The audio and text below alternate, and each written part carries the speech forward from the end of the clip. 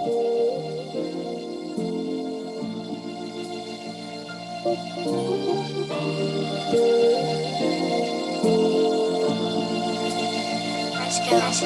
got me feeling some feelings I ain't felt in a while. She got me thinking about marriage and her having my child. I buy her favorite with wine and give her all of my time. I thank the Lord for bringing her in my life. Yeah. We've been friends now for quite some time, and Lord knows more than friends is what I want in my mind. I told her how I feel, now our friendship's been jeopardized. She's blocking all my love, I give her space and some time. I fell in love with my friend, I don't apologize, no. Even though our friendship has been jeopardized, I give her space and give her time. Every day that passes by, it's hard to get her out my mind. She's truly one of a kind. Love and friendship's hard to find. I can find another love, but don't wanna put in the time. I don't mean to moan and whine, I'm just really feeling hurt. I've been in love before, but this time feels like the first. I've been hurt before, but this time feels like the worst. I'm dealing with this pain as I write it in this verse. Yeah, come on. Love is bliss and love is blind. Love is often sought after, love is hard to find. And even though I'm seeking love, I gotta keep in mind, I gotta love myself first, I need some space and time. I try to go about my day and keep her out my mind. Getting money, focused on my hustle and my grind. Sometimes after 1 a.m. she crosses through my mind. I think about our good times just to laugh, so not to cry. I still love her, if she needs me, she can hit my line. If she's hungry, needs some gas, or wants some barefoot wine. Love and friendship is something that is hard to find. I fell in love with my best friend, I don't apologize, no. I fell in love with my friend, I don't apologize, no. I hope and pray our friendship hasn't been jeopardized.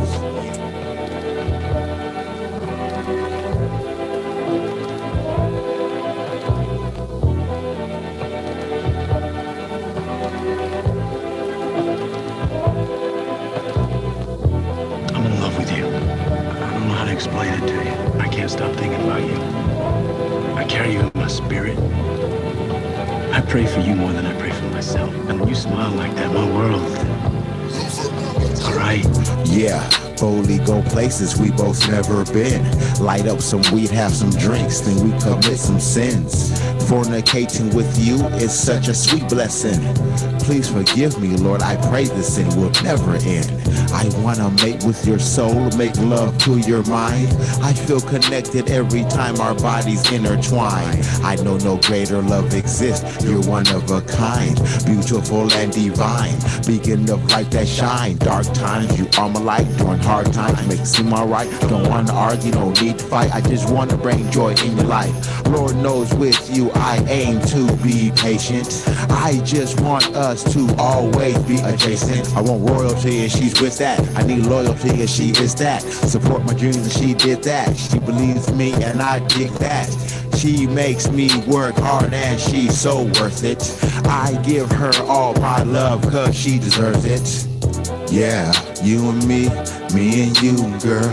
I think about you and me and you, girl. Yeah, you and me and you, girl. I fantasize about us taking over the world. You're pinky, I'm the brain. We can switch roles, I won't complain. We can switch roles, switch lanes as we both pursue our dreams. Or like Ashford and Simpson, we're solid as rock. You're Remy Ma and I'm Pop Hooch, real love and hip hop. We got a good friendship and I'm with it. Don't wanna live with this love and I get it. If you believe in me and invest in our love, it'll multiply triple digits. Yeah, Lord knows with you I can be impatient. I want you so bad that I can taste it. I love the way you think, your thoughts turn me on. Your voice soothes my soul, your words put me on. When you're away I have withdrawal, I feel your touch. I'm a notch for your love, you're on the drug, you're on the drug, you're on the drug, you're on the drug. Dedicated to my best friend, yeah. Yeah, my lover and my best friend. I love you, best friend. Hey, Black Milk on the beat. Yeah, She stood about 5'6" with some nice sized tits. Her DSLs make a nigga bust quick. She only gets submissive when I'm giving her the dick. Any other time she bossy playing hard to get. We were friends before lovers, that's some real nigga shit. We both have a past and we recognize this. We don't put a title on our relationship. She lets me do me and I appreciate this. She's my best friend. Sometimes I wish she was my girlfriend. I want her all to myself, fuck her X-Men. I know better than to let my feelings get in the way of our friendship, that would be a sin. But it's hard because she's beautiful and hella cool. She's really smart, like the same things that I do. Now I'm confused and don't know what to do. I'm getting mad when she tell me she talked to other dudes. We argue on the phone, she hang up in my face. I'm feeling bad cause we ain't talked in a couple days. I text good morning love, she reply good morning babe. I text back I apologize, she texts back it's okay. We back talking again, I'm having better days. I got it bad, call me Usher Ray. I love my best friend, I love her even when she tell me that she don't want to be more than just friends. Cause even though I want her as my girlfriend, my heart knows that it's best she be my best friend. Black milk on the beat. My lover and my best friend. Yeah, we getting this money, we living it up. Stop, drop, and roll. Baby. Stop, drop, and roll. Baby. Stop, drop, and roll. Baby. Stop, drop, and roll. Dropping in on 100-foot swell off the coast. Drink in my hand, blunt lit up to roast.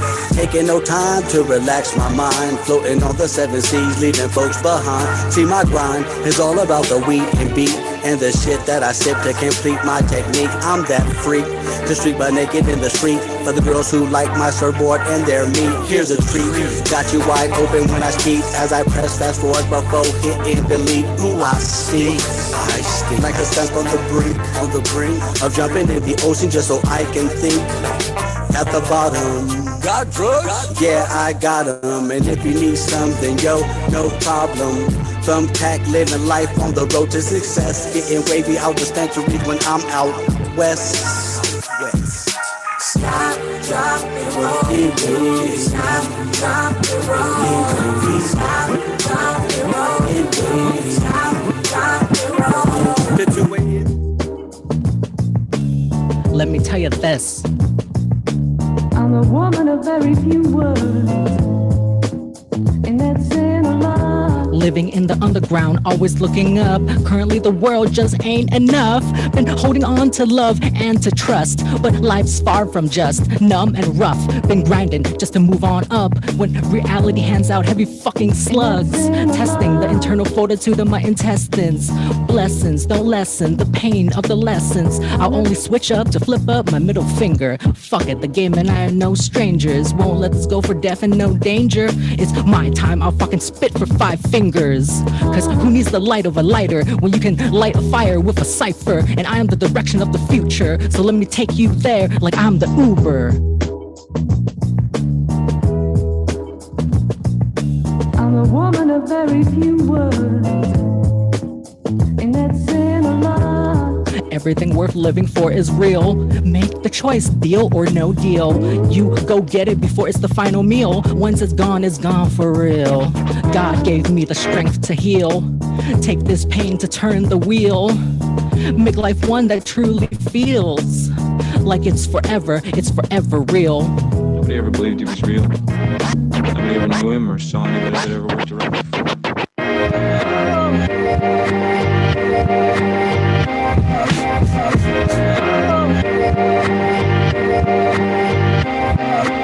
Dear God, have you ever felt all alone? Got so used to it, you call it home. Felt out of luck, stuck in a comfort zone. Why I feel so numb, please call my phone. Be not afraid of the great unknown. A leap of faith has done you flown. Face the fear in front of the microphone. Make this life into your milestone. Been taught a lot to talk to God lately. It's a shock to hope it ever saved me. Question who really loves or hates me. Ask the tough one, what really worries you so greatly? The one who knocks, lines up the chalk. Has walked the walk or died the laughing stock. This is all I got, take my shot, am I enough to no gain or go bust? This ain't no bluff. I'm picking myself from my own vine, cause I'm a miracle from my own time. To those out of their own minds from another time, I welcome you into mine where you can unwind. Love it or hate it, I recognize the struggle through all the close shaves like it's all stubble. After each summer we fall and stumble. After each summer we fall and stumble.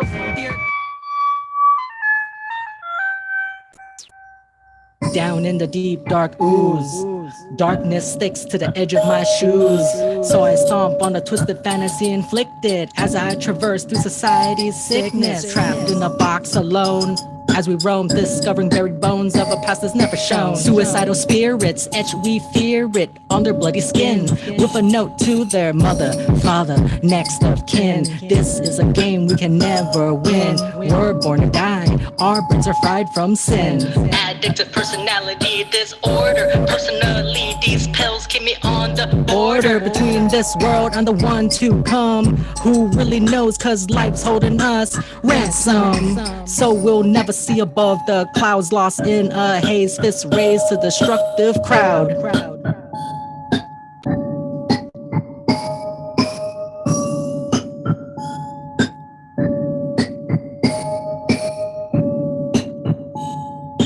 One, two, three, four, now. Take the mental and put it down with a pencil. Carve out the story of your life to an instrumental. Listen to your heart and remember to stay gentle. We're only human and this life is only a rental. Take the mental and put it down with a pencil. Carve out the story of your life to an instrumental. Listen to your heart and remember to stay gentle. We're only human and this life is only a rental. Get you alive and spit you out. When hope arrives, I'll tell them what it's all about. This is the mentality we carry in our everyday. What can I say? We just don't talk about our inner ways. So we bottle it up and hold it in. Hold it so tight, our sanity's down to thin. But things will be alright, harmonize with the hymn. Believe that there's hope, even chances are slim. Disconnect from the ego, i.e. this is how we grow. The health of the mind is all that we want, but we just don't know how to speak out. Just seek out those that hold you down. You're pound for pound worthy of all the happiness to be found. You deserve to be happy and free.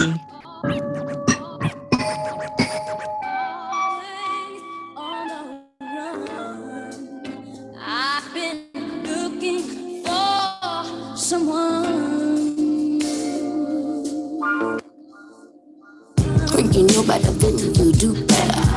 When you do better, then you be better. Let me know, how did you feel the weather? Never stop it. When you know better, then you do better. When you do better, then you be better. And when you be better, then you know the weather. Stop running. Grew up on the bullshit. It's always going down, let me tell you. You wish that I could explain it. It's the feelings in the midst of the damage. I was running from myself. I was running from nobody else. Staying to myself all the fucking time, pissed. I was so fucking crushed. Depression was real, it was my system. My help, it was my wisdom. I gained it, that was my healing. Yo, I found myself. I started to look at the problem, talk about the things and all the drama. Have the responsibility.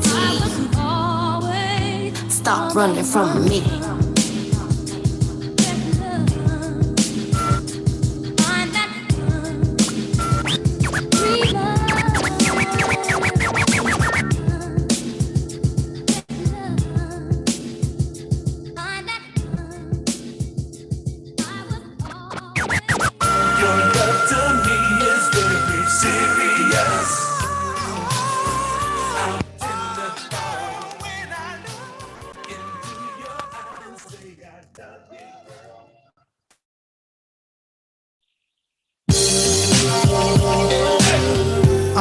Yo, CA baby, West, hey yo, yeah, MC Riggs, hey, yo, what up?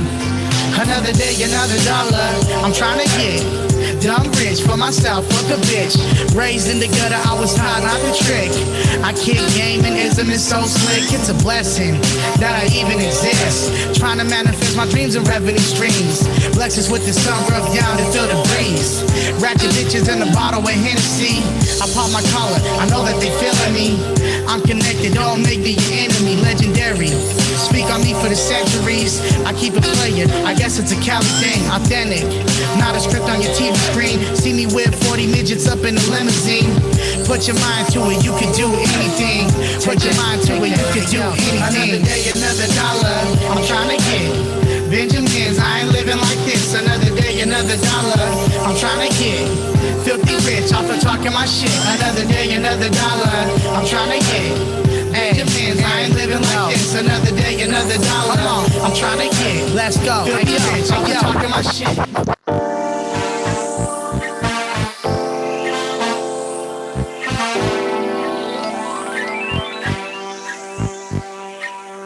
We loving hard, we lusting hard, we looking hard, we acting hard, we working hard, we hustle hard, we trying real hard not to lose our ties. We trying real hard not to lose our ties. We trying real hard not to lose our minds. In the world where peace of mind is really hard to find. Trying hard to hide our feelings in these hard times. The laws is hard, the judge is cold. You can't get no bail, cause you just parole. And your girl's so hard you can't call collect. She said a two-time loser kinda hard to respect now. Your child all hard cause of all the neglect. He want a bubble, said the struggle too hard to accept. Turned out by the block that wasn't hard to protect. But it also turned out he wasn't hard to arrest. We loving hard, we lusting hard, we looking hard, we acting hard, we working hard, we hustle hard. We trying real hard not to lose our jobs. We trying real hard not to lose our cars. We trying real hard not to lose our minds. In a world where peace of mind is really hard to find. Trying hard to hide our feelings in these hard times. We living hard, we giving hard, forgiving's hard, we risen hard, we driven hard, we see prison yards. Wars is hard, peace is hard, the streets is hard, the police is hard. Dying is easy, but the grieving's hard. But shots still bang out.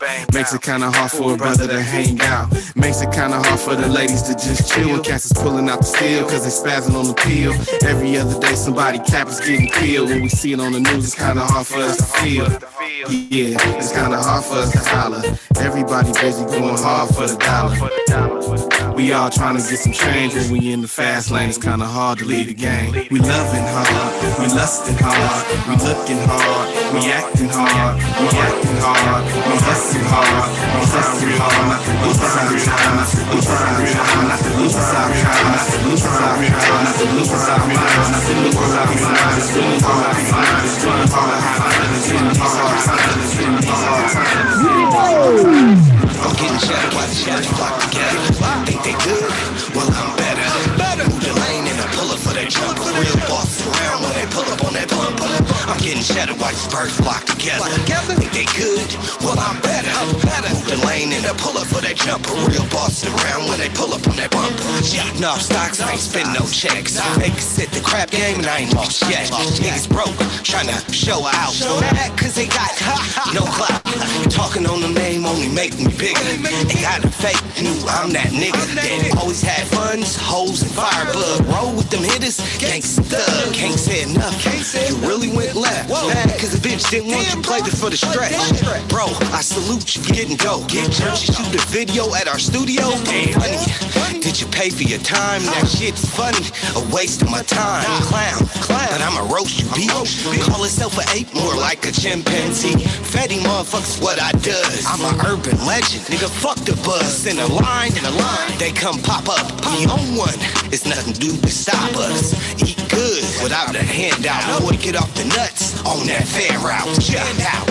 Kicks amazing. On the help show, if I'm blazing, break a beat down, that's the sad track. Price going up, he gon' need a couple stacks. I'm the Mac with the cheese and the ronies. Keep that thing tucked, I'll be all on my lonely. All my cronies, 5150. You know where I'm at if you got up on a pick with me. Hit Swifty on my Rick and Morty. Put me on stage, bet the crowd gon' ignore it. Rap orgy. The guy get it done. Spin dough, get dough just to have fun. I'm a hustler, I'm known for that. You known to run your mouth? Him cap, real rap. You don't want the smoke. Nah, but if we go there, it won't be a joke. EPA, back on Illy. Got a bunch of real ones that gon' roll with me. Forgive me if I go in. Lyrical beast and ain't no win. Reppin' the town everywhere I go. Keep my name out your mouth like a motherfucking hoe. Fuck club, we still turn up. Couple baby mamas in the building, give a fuck. Fuck bottles, time to pour up. You already lost. Check the score, bro. Fuck the club, still turn up. Couple baby mamas in the building, give a fuck. Fuck bottles, time to pour up. You already lost. Check the score, bro. Fuck the club, dog. I'd rather count 100,000. Mike Jones, they ain't like me then, but they like me now. I've been turning up too much, had to calm it down. Me and Gutter twinned up, knock him out of bounds. Get a party, don't start till I walk in. And I got them blocks in, nigga ain't no boxing. We done got our bread up, ain't no stopping. Hold on, what the price is? Oh yeah, we copping. Hey, fuck going to the club, I'd rather cut a onion. Niggas doing too much and won't do nothing. Pole on me right now, I'm in a booth clutching. Draco got a rope on it, we gon' clue club him. I'm through struggling, I can't do it no more. Days when I ain't made shit and still had to pass shit. So every member blick it up now, ain't gotta pass the stage. That weekly pain shit, I'm trying to pass along. Club, we still turn up. Couple baby mamas in the building, give a fuck. Fuck bottles, time to pour up. You already lost. Check the score, bro. Fuck the club, still turn up. Couple baby mamas in the building, give a fuck. Fuck bottles, time to pour up. You already lost. Check the score, bro. Fuck the club, we still turn up. Burn a dub when I roll up. Moving fast on a Cobra. Getting to this money, check the score, bruh. I'm stacking all this vengeance in the Shark Tank. Get it poppin' in my section, yeah, we start that. Got cookies in my dust, yeah, we spark that. Get it lit in my block, yeah, shark shot. Yeah, store it, pour them shots. Keep it in the air, that's why we on top. DJ, turn them hits. A bunch back, walked in, man, they thick. Whole squad here, everybody hold tight. Any issues, we leaving here smoking. Both from the east, but not from Oakland. You leaving with me? Yes, I'm poking. No ghosting. This 100. Talking 27? Yeah, I run it. No front shit. Yeah, I'm the owner. She all in my face. I probably punk it. Yeah.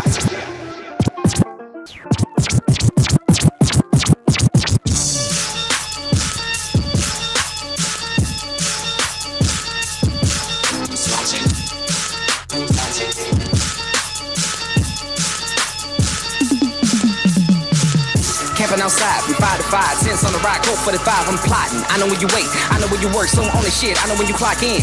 Dressed in all black, stocking cap in my lap, I'm strapped. Hatch is playing cause all they giving niggas straps up a half the fact that we don't wanna be in C don't match. Got rope, got tape, so stoked, mic tape, the whole thing. Whole tank of propane, just in case my DNA on the scene make it blow up.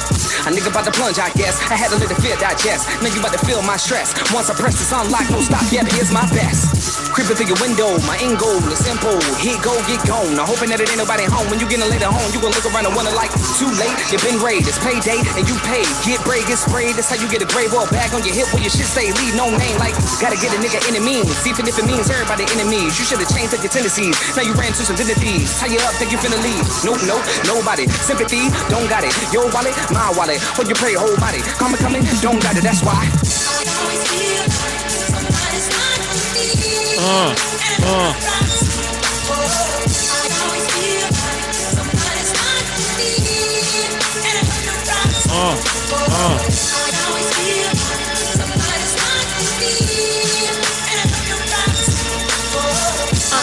feel like somebody's not to me.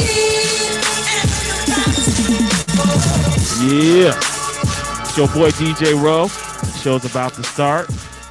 Anna's Historical Podcast. Anna, you in the building? Yes, I am.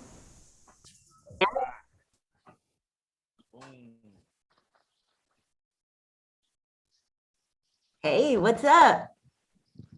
What's going down? How's it going? Good. Good.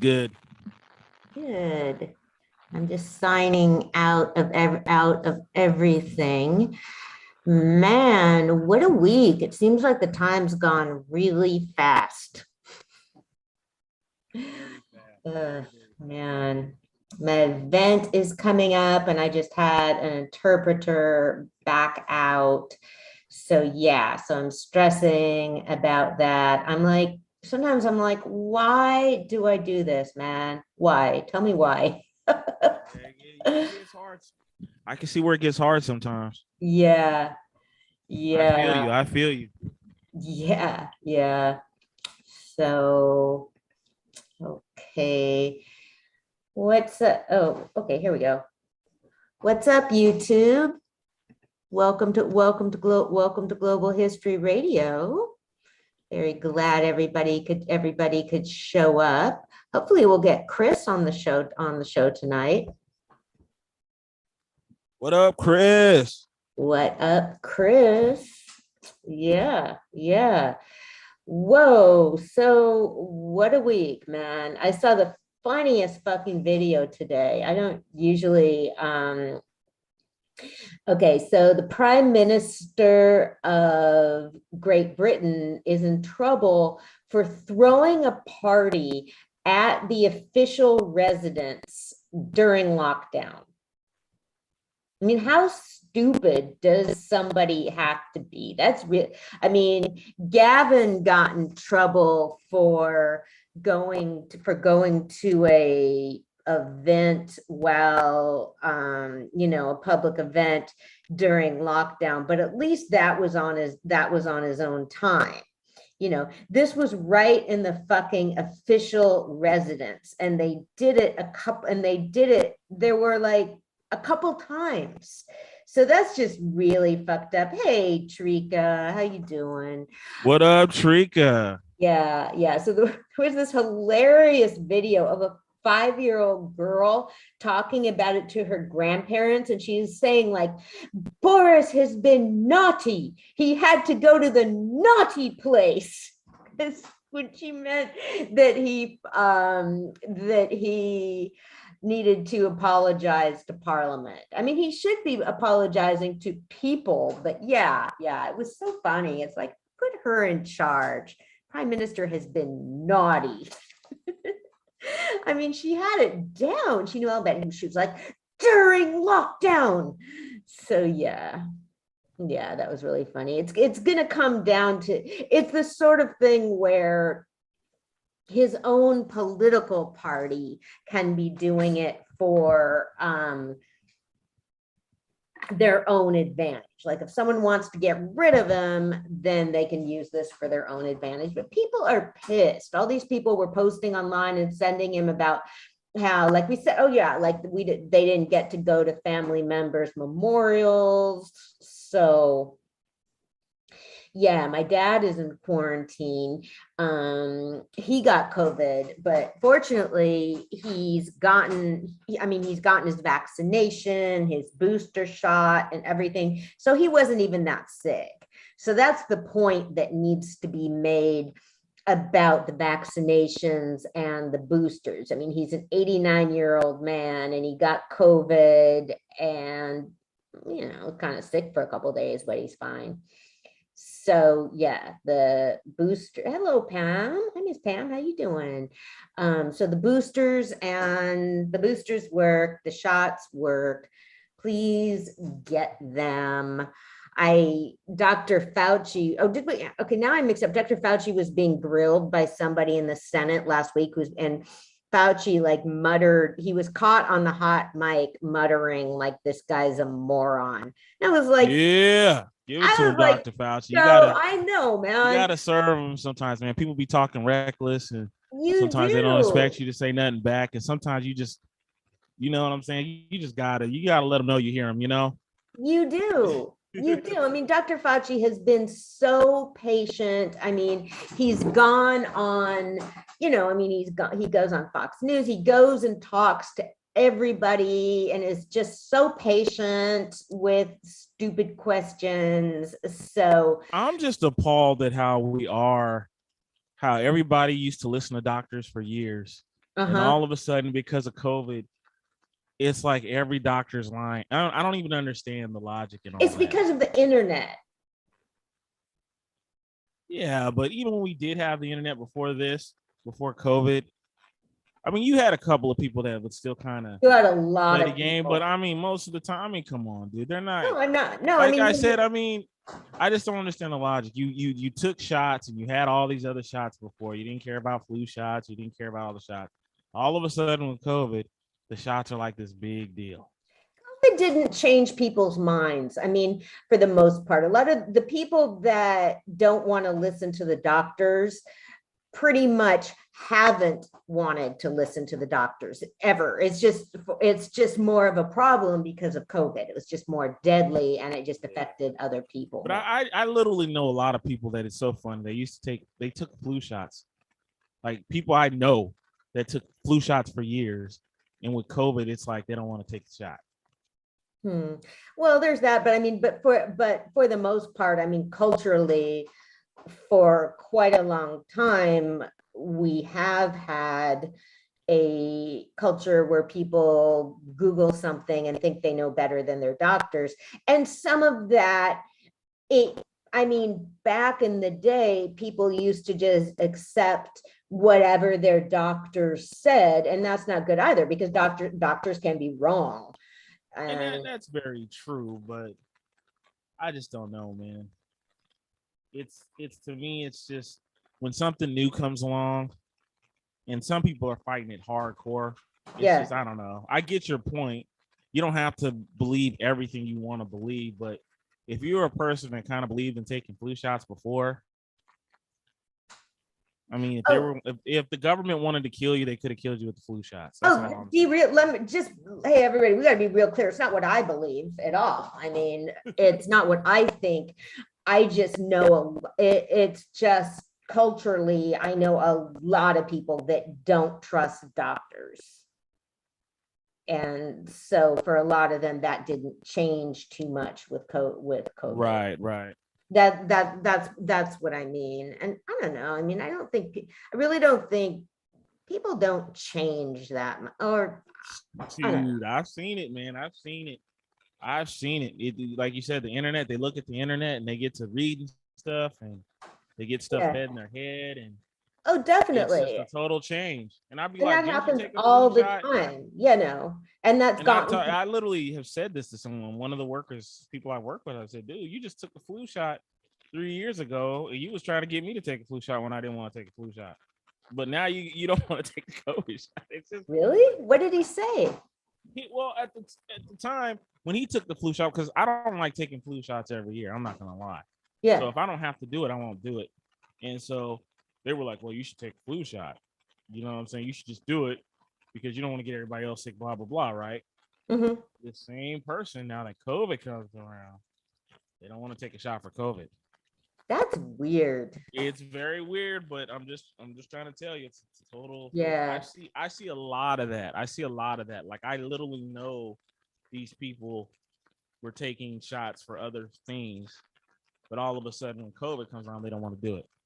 That's weird, because there's a lot of people, you know, because I mean, it makes sense. Like a lot of people don't like shots, you know, and it's a big problem. There's a big cultural thing where people fell for this bullshit that I mean, measles was almost eradicated, but then it was claimed that the measles shot gave kids autism. So a lot of people stopped giving their kids shots, not a lot, but a significant number. So they started getting fucking measles. And it was one scientist. I mean, it was discredited, but you know, people get this idea. It's the problem with our culture, with the way our society works now, is if you think something, you have friends and internet groups of people that think like you do, so you just get your own perceptions validated over and over again. I mean, that's why I try and get a wide, you know, I watch Al Jazeera, I watch Fox News, I watch CNN, I watch an Israeli station. I just try and keep my mind, just interject new things, find out something you didn't know. And even like culturally, and you know, we had so much fun talking about Insecure last week. I mean, I just think it's so important to go off your own beaten path, because put something new in your mind, because otherwise you're just gonna be stuck. So yeah, I mean, when my godson was little, I mean, his parents didn't want him to get the MMR, and then their group of friends were all talking about it and getting obsessive about it, and she'd be asking me what I think, and I'm like, you know what I think, and I'm not going to talk about it. I'm not going to argue. You know what I think. I think you should give him the fucking shot. And I'm not just going to, in a way, if you let somebody, people like to argue because then it means that they can feel, it makes them feel even more right. Right. So let me put this in there. Trika is on the live chat. Yes. Trika put, people didn't have access to the knowledge. There are doctors who don't agree with the vaccine. Then she put down, I haven't had a flu shot in over a decade before I knew Google. Then she put, doctors can be wrong. We shouldn't just fall in line, which I agree with. I think that's what, wasn't I saying? Didn't I say that at the beginning? Yeah. She could have put that earlier. That was a little okay. earlier. Yeah, because I mean, I made that clear at the beginning that, like, no, I don't think doctors are infallible. Yeah. So, and I don't think, I mean, I don't either. I mean, I didn't really offer, I mean, I didn't have flu shots for a long time, and I finally did start to do it because I felt that it made a difference for the people around me.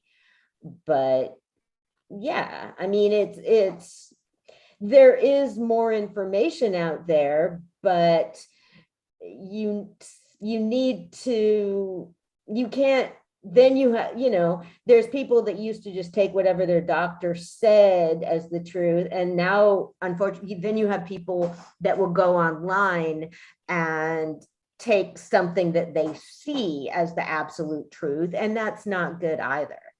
Let me ask you a question, Anna. Do you know any doctors or any people who are in the medical field?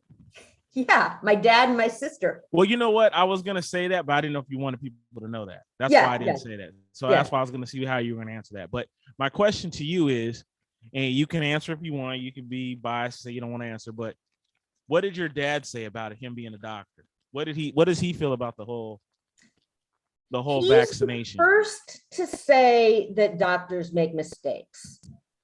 Would he take the vaccination though? Does he agree with it? Okay. He absolutely, he did. What your dad had told you. Yeah, he did.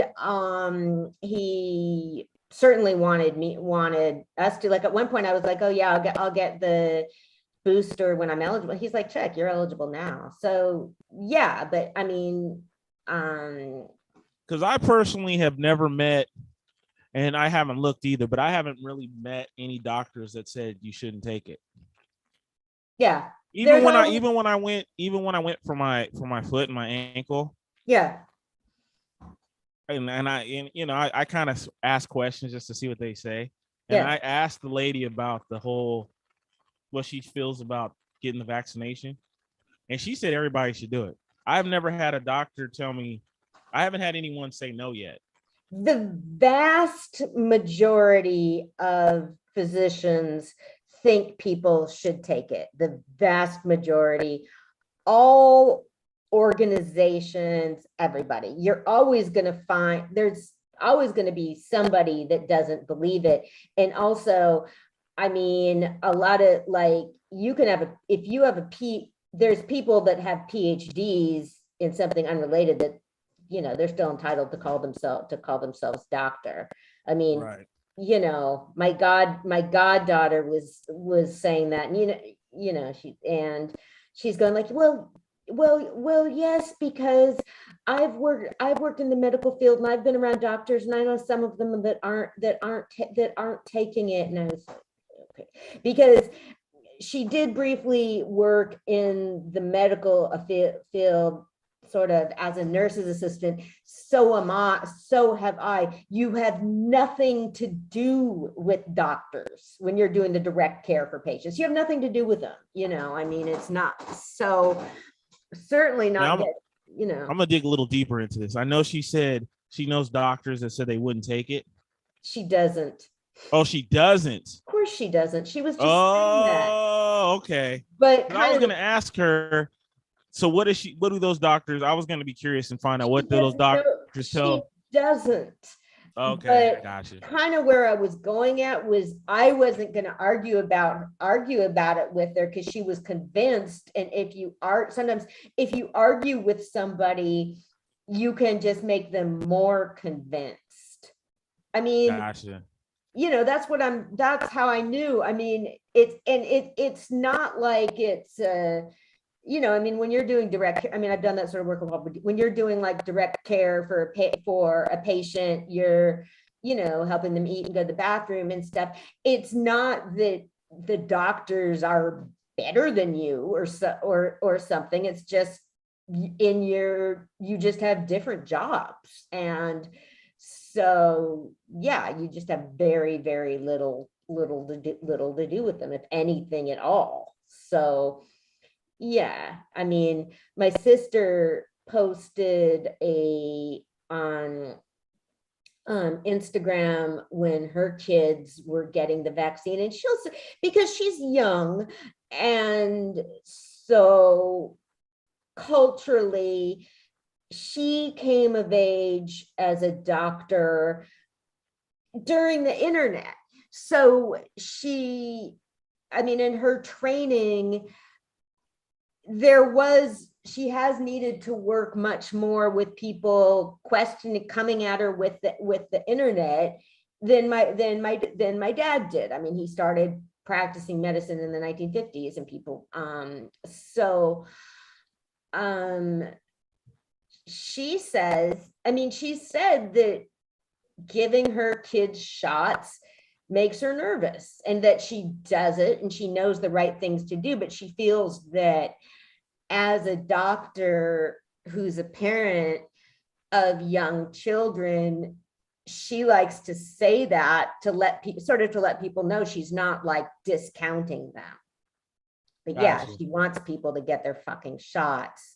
So, you know, she also doesn't appreciate people coming in, you know, I mean, people don't, you know, understand that, like, okay, you've spent some time on Google and you're talking to somebody that has gone to school for 10 years. And like, yeah, doctors make mistakes, doctors can miss things, but I mean, there's people that are just convinced that what they read on the internet is true and what their friends say is true. And I mean, I mean, you know, I mean, it's a problem that, you know, yeah, you need to, because many of us, you know, a lot of time, I mean, you know, most people, I mean, for many people, your friends are people that you have things in common with. You're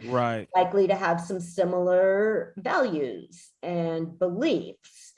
So, you know, ideas can get going in friends. That's the biggest fucking millennial thing. Oh my God. It's like, it drives me fucking crazy, is like, they think the end of it, they'll say like, well, I have friends that think this. And so sometimes I'll just be like, I don't care about your friends.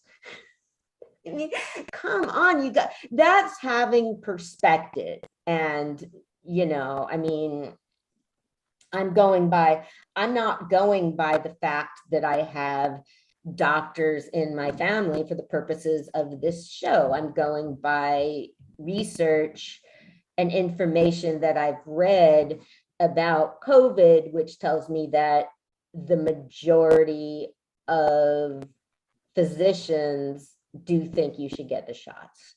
And not just physicians, let me be real clear, nurses, okay, respiratory therapists, it should be medical professionals, definitely.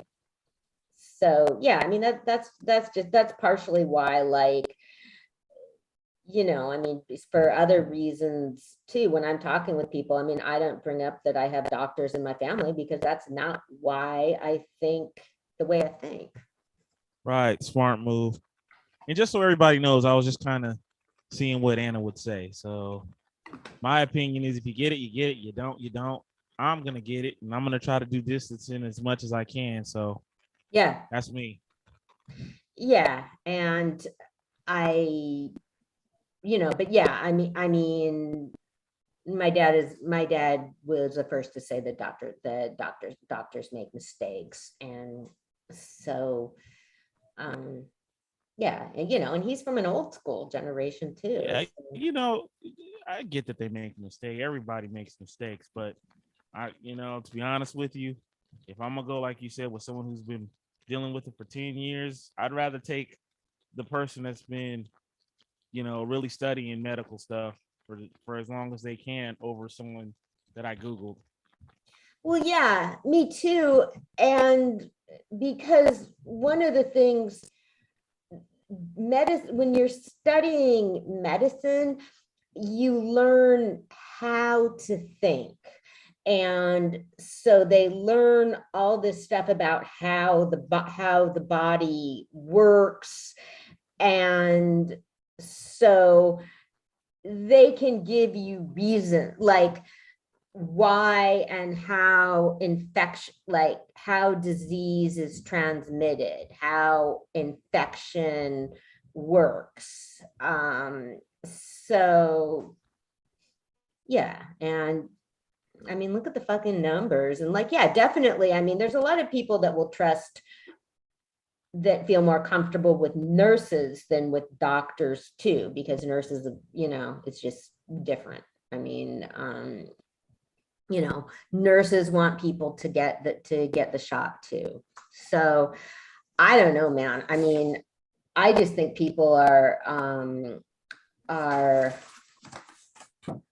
basically, like, I know people that have, right, my niece got COVID and mild, and that's my niece who's my sister's kid. My sister's a doctor. I mean, obviously they've been doing every precaution possible.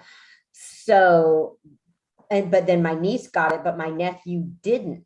So, but then my sister still went ahead and they got the vaccination. I guess my niece had it before the vaccination was available for children. So yeah, so now she has it. But yeah, I mean, they've done everything. They've done their masks and quarantine and all that. So I don't know.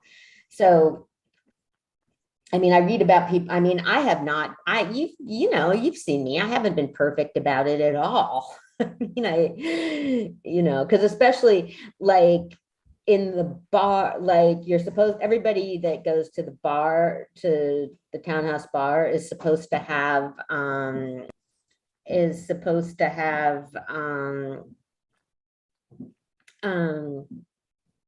right, no, Trika, we shouldn't just fall in line with anybody. I mean, no. So that's just, so yeah, I mean, it's a pendulum. It's just so different culturally and just around the world. There's cultures that respect authority more than others. And just the one other digression is that there's also deep biases in medicine, and an issue that is very big is the pain of African American women not being recognized. And that's why, I mean, still, I mean, like the United States has a terrible, we're supposed to be a developed nation, but we have a terrible rate of maternal health and of women dying in childbirth. The majority of them are Black women and women of color. And it's because, you read, there's studies and anecdotes of people not being, Black women's pain not being taken seriously, and so that is an example of how wrong doctors can be with very and which can have deadly consequences, and they can be deadly and they can just give people a lot of suffering. So yeah, I mean, that is one of the big examples, basically, of the physicians are human and are also part of, a society that is systemically racist. So yeah, I mean, it's just really, I don't understand how, it's just so hard. But yeah, I mean, it's terrible. So then you have, so that really contributes to why, I mean, a lot of people don't want to get shots because they've had really bad experiences in the medical system, and they've had trauma and hurt. So yeah, I mean, there's people that have good reason to distrust doctors. And so yeah, I mean, it's very real. So so I have my my opinion about getting shots, getting the vaccination does not override any of that. And what I always just ask people is, do you like your doctor? I mean, because if you, and I mean, when my uncle had the same doctor for 11 years, and he would just travel. I mean, he'd move to a different city and go to that doctor. And so, yeah, when somebody finds a doctor and that they trust and are comfortable with, it's a big relief. It makes a big difference, because if you're trying to get, it's just very hard for people to try and get care from somebody they don't trust, that they don't believe cares about them. So yeah. Okay, wait, what were we starting to get to after? Oh, okay. So basically I'm like I feel like I'll probably get Omicron, because I just think people are getting sick that have been a lot more careful than me. But I mean, shit's a fucking crapshoot. I mean, I worked at a trauma hospital for 3 years and never got sick. And I didn't even take my flu shot till they made us do it, man. I was around every fucking germ that there is.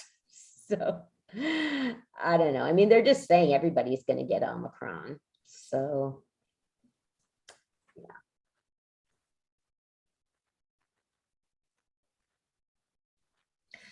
okay, so that's what's up in COVID. I was just watching this, and like, basically it is not just the US. People in the Netherlands and shit are going crazy about COVID, and so is, yeah, I was just, I'll have to look, like right before the show started, I was looking at this.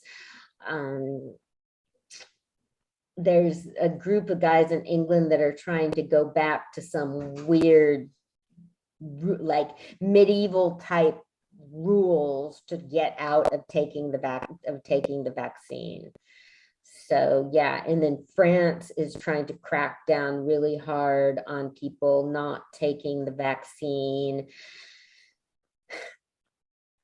And it's it's tough, and medical professionals are wiped out.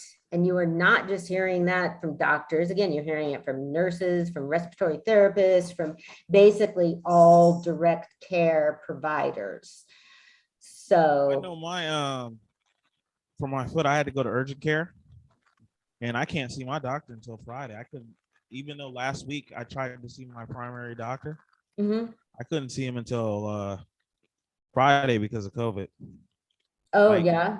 Yeah, it was like backed up. Like usually before COVID, you know, most of the time you could probably see your doctor within a couple of days. Yeah. But now unless you are almost dying, you're gonna have to kind of wait a little bit before you see your doctor. Well, yeah. Yeah. My friend just had surgery, and then the other night he needed to go to the emergency room. He was just having really bad pain. And then first they were saying somebody was saying, like, call an ambulance. I was like, it's Vallejo on a Saturday night. Don't call a fucking ambulance. You'll be here. They'll never. And then he was going to the emergency room, and like emergency rooms on, then it's just, you're gonna wait till. Then another person was saying, well, let's go to San Francisco, it'll be quicker. I was like, that is insane. It's not.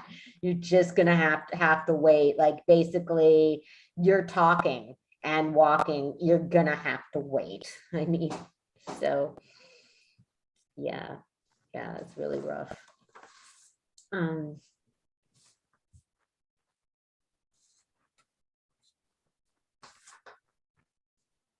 Right, yeah, because 100,000 people were protesting lockdown in France. Okay, so we talked before about the children being of mothers women who weren't unmarried, having their children taken from them and never being able to find out what happened to them. And so Ireland is now going to allow adopted people automatic access to their birth records for the first time under new laws. The government hopes will end a historic wrong, because thousands of children were put up for adoption and they can't access their birth records. A lot of them were sent out of the country too. So, I mean, it's a big mystery to people. And the reason, I think there's reasons why a woman giving up a baby might not want to be known by the baby, but in that circumstance, they were doing it. I mean, the authorities were doing it in those circumstances because they thought that it was shameful. And so, yeah, I was just reading a historical novel where women were sent to homes, like Catholic homes, to have their babies, but the state was paying the Catholics. So the Catholic homes, I mean, the church was making money off of this. And then, so the woman would have her baby and they'd take away the baby, but then the woman would still have to stay at the home for a year to work. It was claimed that, to pay them back, whatever. So yeah, I mean, it was like imprisoning people, basically. So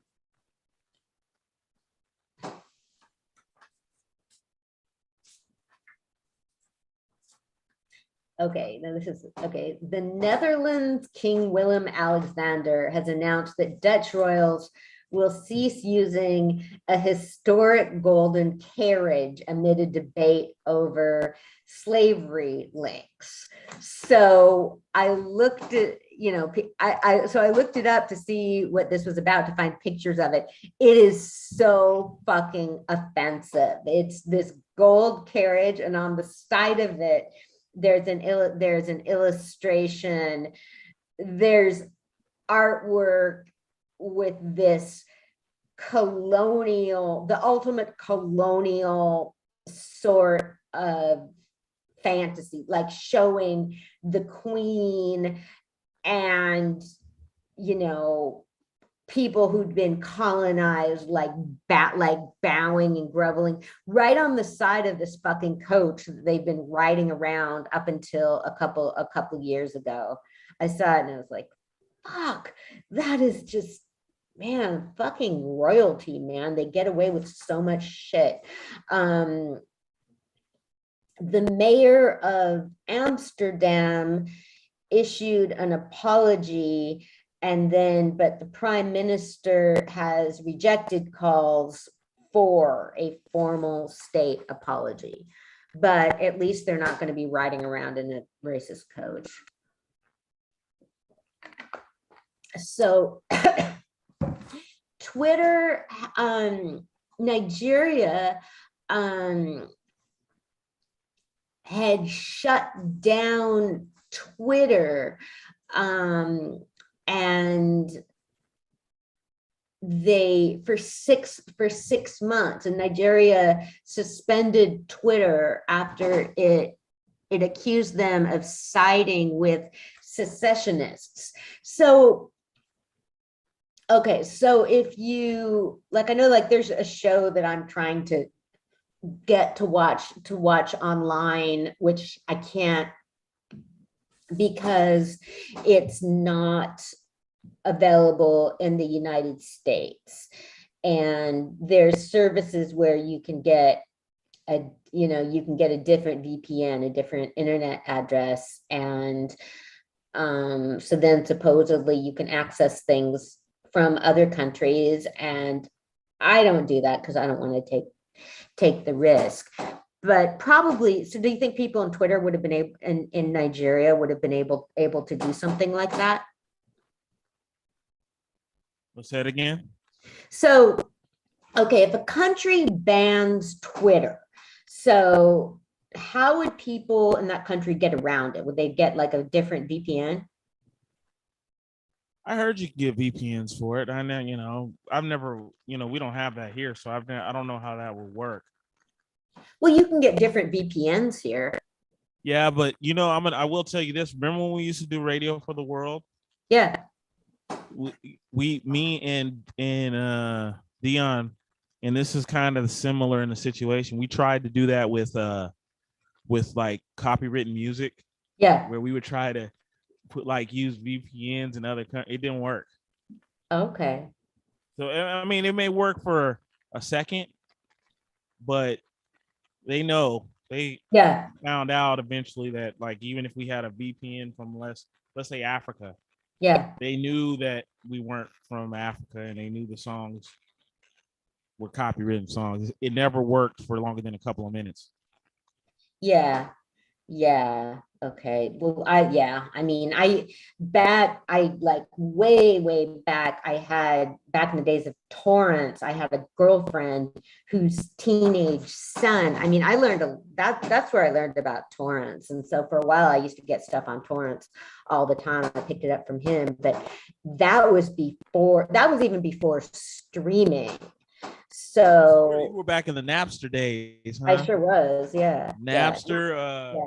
Not now. There was I never used Napster. I used BitTorrent, and I used BitTorrent, Napster. Yeah. And then there was one that was with a pirate ship. Oh yeah, Pirate Bay. Bay. And then there was one called Lime something. LimeWire. Yeah. Yep. I used all that shit. Yeah. Yeah. I used to like Napster though. Napster was pretty cool. It was down. Yeah, somehow I missed that. But yeah, I'd use LimeWire and BitTorrent, and yeah, that's how I got to watch The Sopranos. Look at this. Yeah. Yeah. I'm telling Anna. Yeah. Thank you, but then I didn't mind, it sort of, because to me it sort of felt like, okay, if I'm going to go see a movie, I don't mind paying to see that movie. But if you have to pay for fucking HBO you're just paying for so much stuff that you don't even want. That was the logic. And at the time, well, see, I never had a TV. I didn't watch TV, so I didn't have the cable stations and stuff like that. So that's one reason I'm so culturally weird. But then I found out about Lime Torrent and all of that. So yeah, that's how I got to see The Sopranos, and but then it all became available on streaming. So I would pretty much do that. But then, like, I've just been doing streaming for a long time. But then, this is about a year, there was a movie that I wanted to see and I couldn't find it anywhere. And so I illegally downloaded it from somewhere. And like within hours, I got a fucking notice from Comcast. Your internet provider knows if you've done that. Yeah, that was weird because because you think it's not even the company that you're getting it from. It's like, wow, so my internet provider knows if I'm doing something illegal. So yeah. So tried that. Not gonna happen again. There's some British shows I like that I've been able to find online, but it's kind of touch and go, and so no, not even. They can catch you so fast now. Yeah, that was funny because it had been years since I was, but that was before YouTube. That was when Netflix was still sending you DVDs. Yeah, do they even still do that? Yeah, they do. They still give you DVDs? Yeah. Wow. Because I remember they tried to get me. When I first did it, they tried to get me and pay a little more, and I was able to get the CDs if I wanted to, or the DVDs. Yeah. I didn't do it. I just kept doing it the streaming way. Yeah. Well, I just had the DVDs, obviously, for a long time. And then, I don't know, just gradually there's still stuff that seems like you can't find on streaming. That is true. So, but Fire Stick. Right. Keep hearing about Fire Stick. Well, that's not Amazon Fire. That's what Fire Stick is for gaming, right? No. Absolutely not. It's for streaming. It is? It has games on there too. You can play games, but it's for streaming. Okay, because I have Amazon Fire. But you don't have an Amazon Fire Stick, do you? I have the Amazon remote. So you don't have the Amazon Fire Stick? No, I just have the Amazon remote. Because the Amazon Fire Stick is if you also want to game. You can just get a plain old Apple. You can get a plain old Amazon remote. No. What? You just can't. You're not getting it. When you ever have a chance, you should get you an Amazon Fire Stick. No. Why? Just trust me. I don't game, Roselle. I don't game. It's not for games. What's it for? You can stream movies. You can watch movies. You can also do that with you can do that with an Amazon remote too. But actually the Amazon remote. No, you can't. You can stream movies with your Amazon remote. You can. You can't do it like you can do it. You're doing it off of an app off your TV. So what else is it? No. You got to get a Fire Stick. Why?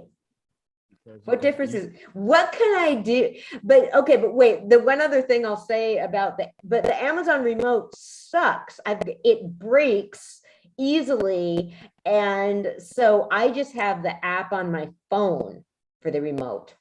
You can get a Fire. You got to get Amazon Fire Stick. No, I don't. What could I can watch all the Amazon shows I want. All right. What can I? Come on, I don't game. It has nothing to do with games. I don't game on it. I got a Fire Stick. I don't game. So what do you do? At all? Not at none whatsoever. Okay, so what do you do? I'm just saying you can watch a lot of stuff on it. You can watch stuff that you can't watch with your that I can't watch with the app on my phone. I feel you can. With Yes.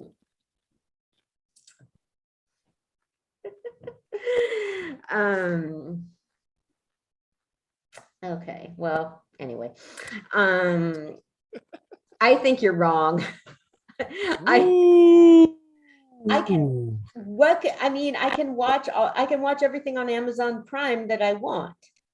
So there's no need to have like something another more expensive. Is that so?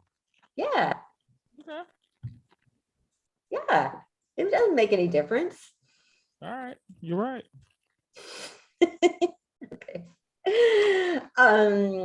Anyway, that was fascinating. Miss Pamela, how are you doing? I haven't seen you in a while. Thank you so much. Thank you so much for listening. Okay, so wait a minute. Okay, this is this was reported on the BBC. Billionaire investor Chamath Palihapitiya, a part owner of San Francisco's basketball team. What's San Francisco's basketball team? What San Francisco basketball team? Are you talking about the Golden State Warriors? Yeah. So that's what it said. Why did they call it that? Because I saw this in BBC on the BBC News. So what did they say about the San Francisco basketball team? Okay, a guy that owns 10% said that he and most Americans don't care about abuses against the Uyghur minority in China. That's the news. It's front page news in the BBC that this guy that is a part owner of a San Francisco basketball team said that. And do they actually mean the Warriors? Yes. How do you know? Because eventually I saw it in the US. Oh, okay, got you. That's why. But I was just curious about that they put a San Francisco, the way they did that is weird. Because most people in England are not, if they just say the Golden State Warriors, most people in England aren't really going to know what that means. Okay.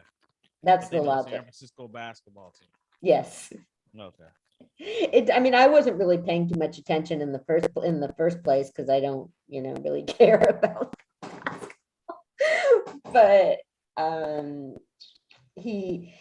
Biden signed because he's in trouble because he said that so Chamath Palihapitiya probably he might be a Cambodian. I mean, that's a Cambodian sounding name. So he said he and most Americans don't care about abuses against the Uyghur minority in China. That's real fucked up. But so you look it up because somebody that owned the Warriors issued a statement about it. Are you looking that up? No, I'm looking at something on the YouTube. Okay, well you should look.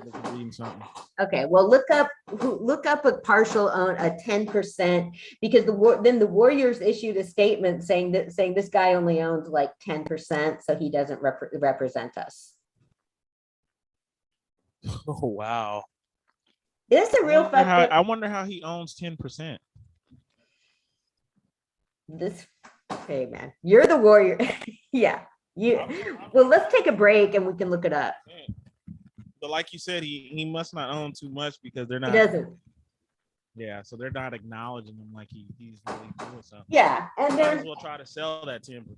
I mean, yeah, for fuck's sake. I mean, San Francisco is it's so international. People that is not a good place to say that nobody. I mean, the Uyghurs are in concentration camps. Their children are being stolen from them. Yeah, so that is a real fucked up thing to say. Biden just signed a law December requiring that companies prove goods from that area were not made with forced labor. So somebody's actually doing something, which is good. It's about fucking time. So, okay, we're going to take a break and we'll be back shortly. All right.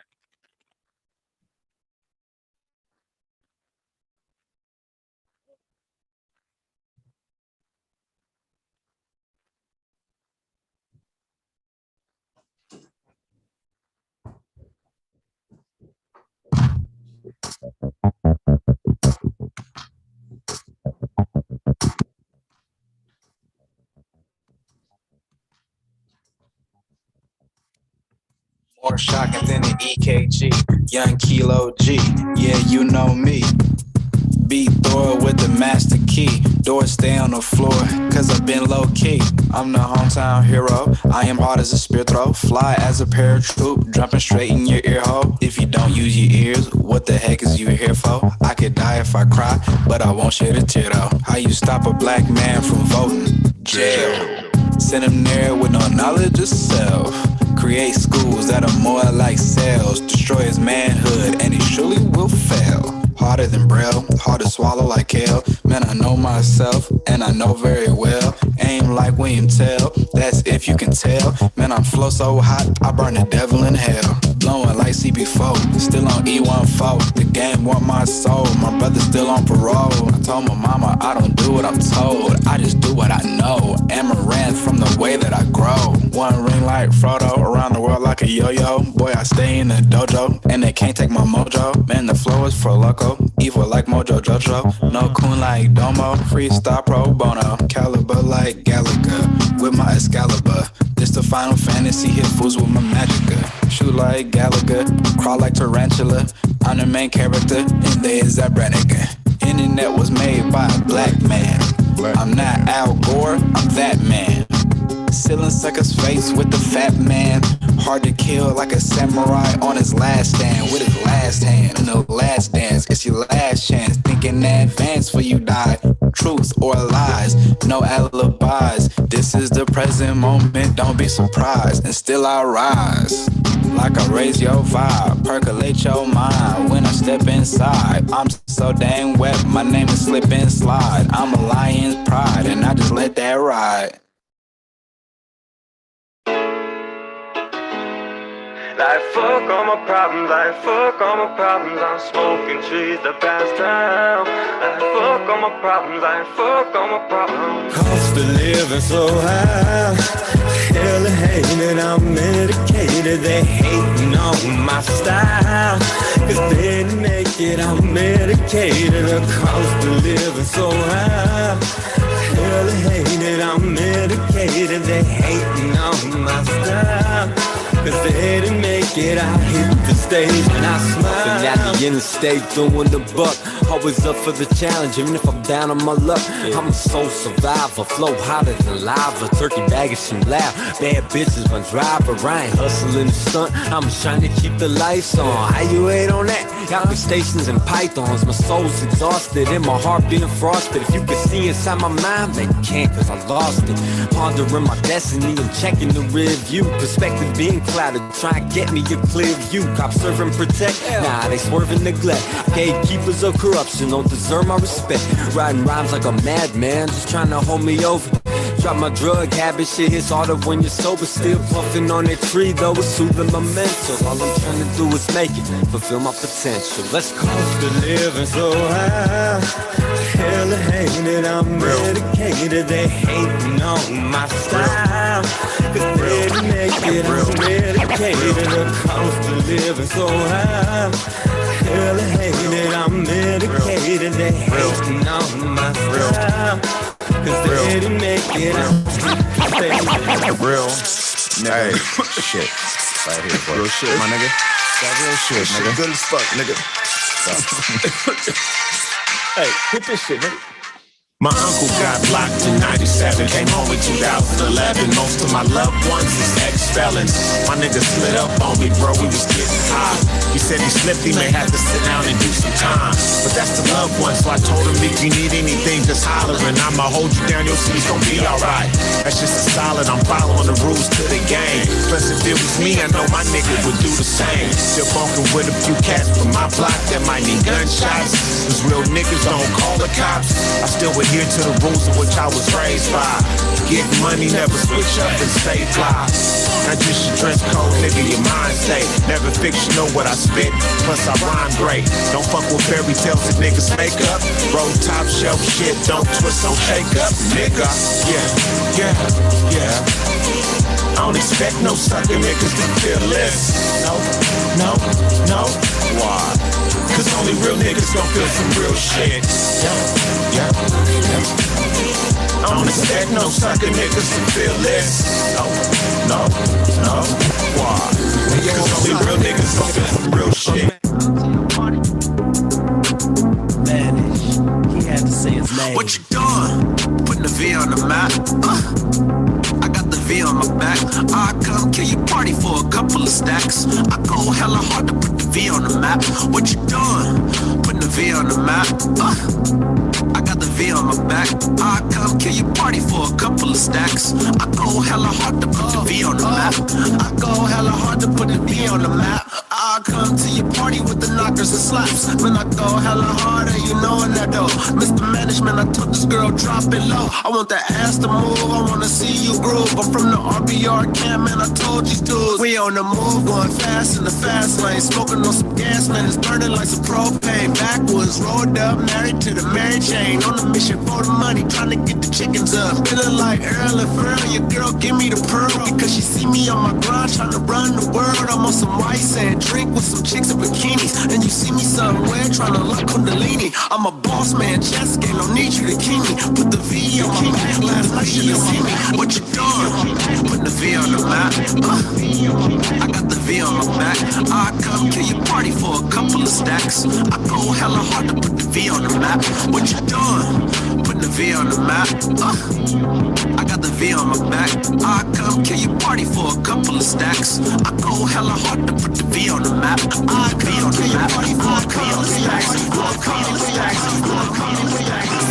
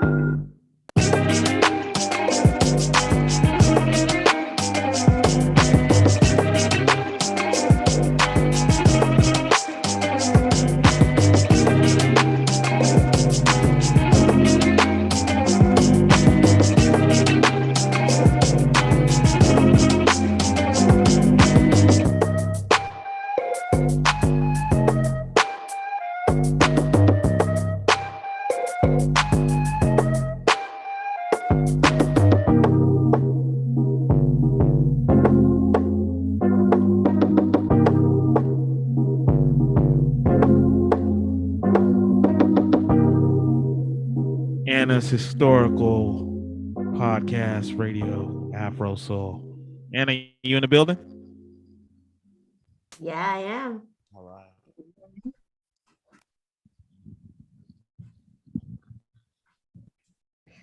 Okay, so did you see the thing I sent you about the Warriors?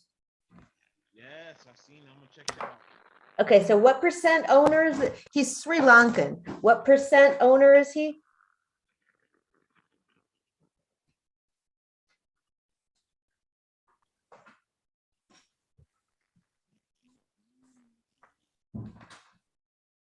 Uh-oh.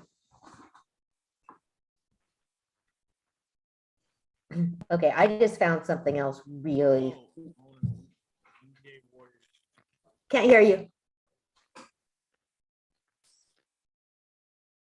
Roselle? Yep. Okay, so what percent owner is he? Have you heard of him? I never heard of this dude. But it's not saying the percentage. Hold on. Nobody cares about it. Horrible. I don't know. He's a stockholder in the team, but it's not really saying how much. Okay. Well, it was like 5 or 10%, something real small. But yeah, I guess he's a billionaire. Yeah. Who owns a small stake in the Warriors. But it's not saying how much. Well, it's small, and but it's good. The Warriors said something, because I mean, they should express. This is San Francisco. San Francisco is an international city, and people care about that. People care about that sort of stuff. Now, it's true a lot of people don't know about the Uyghurs, but doesn't mean they don't care. Okay, so there's authorities in Hong Kong have swooped in on a pet shop, seizing like hundreds of hamsters to be euthanized following a COVID outbreak. And crowds were gathered outside the shop as the animals, like 2,000 hamsters, are being killed because of COVID. And families who are they saying that the hamsters have COVID? Yeah. Okay. I guess so. There was families who have bought a hamster from the pet store since the 22nd of November have been told to hand over their hamsters. Poor hamsters. I don't know what to say if they got COVID. Yeah, that's rough. Maybe we can give them a vaccine. Save the hamsters. Give them the shot and the booster, dude. They'll be all right. Yeah. Yeah. That's too bad. Sorry hamsters. So over the weekend there was a real close call. There was a real scary situation at a synagogue in Texas, in Colleyville, Texas, some small town in Texas.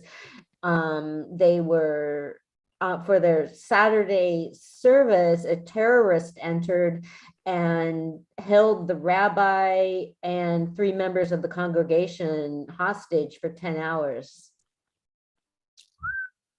Yeah. Because of COVID, the service was being streamed. So there was only a few people in the synagogue at the time. But synagogues now, they have pretty tight security. But before the service, it was real cold in Texas. So before the service, this guy had been knocking on the window, and the rabbi let him in and made him a cup of tea and was talking with him. And he's like that's what he does. So then Jewish services, people faced toward Jerusalem, so the rabbi was facing away from people, and then he heard the guy's gun, like load his gun or his gun. So apparently they had training about hostage situations ever since in 2018. guy came into a synagogue and killed 11 people. So they were with this guy for 11 hours, but apparently the rabbi really kept his cool, and the guy was kind of chilling out a little bit because the rabbi was just so calm. And so they had these the guy wanted a woman released from prison, and she's a scientist that was a member of Al-Qaeda, and so is accused of manufacturing she's a neuroscientist or something, manufacturing chemical weapons. So what they did, like what are good tips if you ever know, then they've been told like to gradually sort of move so that they're closer to the entrance, to the exits. And so all during the day they were like gradually moving to get closer, and then the terrorists told them to get on their knees, so they knew they're like, he's going to kill us. So the rabbi threw a chair at him and told the other guys to run, and ran after them, and they all got out alive. Nice. Yeah. I mean, yeah. And, the community was all out there. I mean, apparently the rabbi is really involved in the community and interfaith projects. And so the mosque, the mosque in that town, the imam was down there just saying, this is not us. And that's just it's just so important with religious terrorism for people to come out, for the people, and just make the point, like, no, this is not what our religion says. I mean, this is hateful.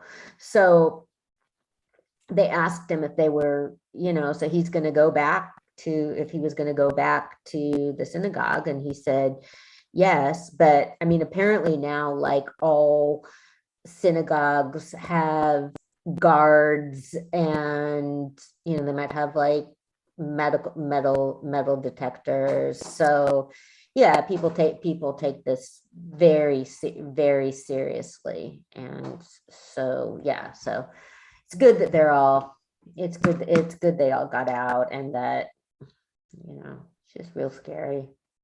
So okay, so that was Saturday. And what?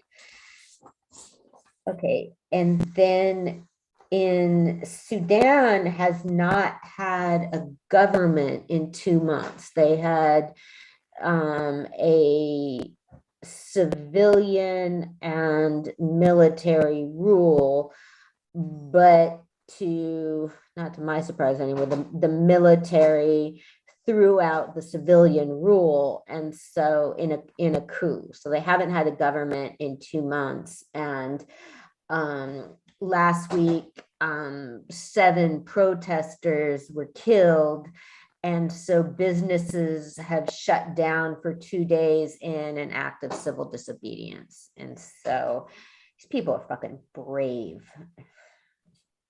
So yeah, I mean, this was a revolution that was supposed to bring people their rights, and it's just so fucking hard. And I mean, it looks like, I don't know, I mean, with the way, I mean, we're better off here. Most of us are anyway, but we're just, I mean, I was at a Democratic Club meeting today, and we're looking at how voting rights are being eroded. And Biden gave a speech in Georgia on Martin Luther King Day. Georgia's going to be very important, and Georgia is very important.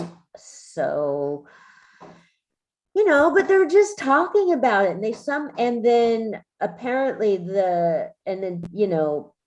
and then the Republicans were tweeting about Martin Luther King too, you know, just like everybody does. And then a lot of people are going like, look, you don't want to pass a voting right, you know, you're trying to like gut the vote, you know, you've gutted the Voting Rights Act, and now you're, you know, like, keep his name out of your mouth. And so then Kirsten Sinema spoke on Tuesday, and what she's saying, and again, this was the conversation we were having last week, was that you know, the issue with the filibuster is she's saying that basically they need to break the vote, you need to break the filibuster, to force a vote, you need to have she's saying that like there should be 60 people for this vote instead of 51, which that's kind of what I think too, which is logical, but it's one of those situations where just long-term esteemed civil rights leaders and people that have really put their lives and their hearts on the line for voting rights don't support, you know, want the filibuster, want to get rid of the filibuster. So I consider my opinion to not to, you know, I mean, it's not like anybody to, it's just important to me to preface that. And, you know, it's kind of the way I think that somebody that's gone to school for 10 years knows more about science than me. I think people that have been so deeply involved in voting rights do know more than me. And I don't know why, I mean, it seems like, I don't know why the Democrats can't come to some sort of agreement. I blame both sides. I mean, I don't care. I blame both sides for not being able to come to an agreement. And, you know, I think you should be able to like convince, and if they did, I mean, the problem is that the problem, you know, as we keep saying, the country is divided, and that's why we're stuck with this 49-51. And if leaders did a better job of making their case, and we had a more, you know, and there was a greater majority, then we wouldn't have that problem. So I mean, it's complicated. It's never just one thing. You can't blame one thing. I mean, it still is just frustrating to me that they put it down. I know that gerrymandering is taking away votes from areas that are primarily not white, and it frustrates me. I feel like leaders are just giving up on getting more people over to their side. You know, if I think I'm right about something, I'm willing to talk about it to anybody. If I think I'm right, if I think I have a good point, I'm going to talk to anyone. I'm going to talk to everyone. And I'm not, so if they think they're right, if they think they are the right ones, why aren't they trying to turn those districts? Like, why can't they make any headway? If you think you're right, I think if you think you're right, you should feel like it's possible for everyone to agree with you.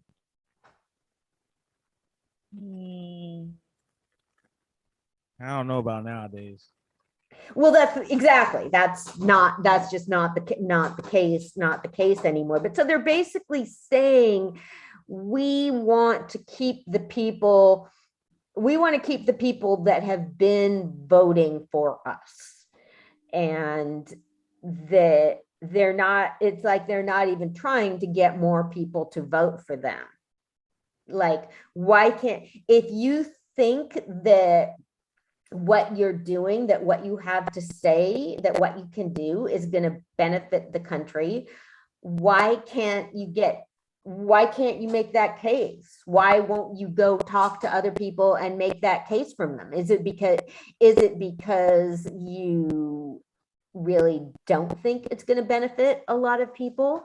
And it is the same problem, which has been the case ever since the 60s, of the Democratic Party assuming that they have the vote of people of color.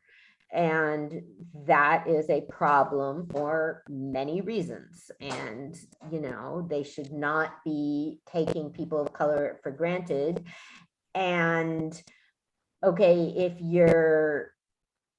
why don't you think your plans can appeal to more people? It's sort of like, okay, so do you think your ideas are only good for some communities and not for other communities?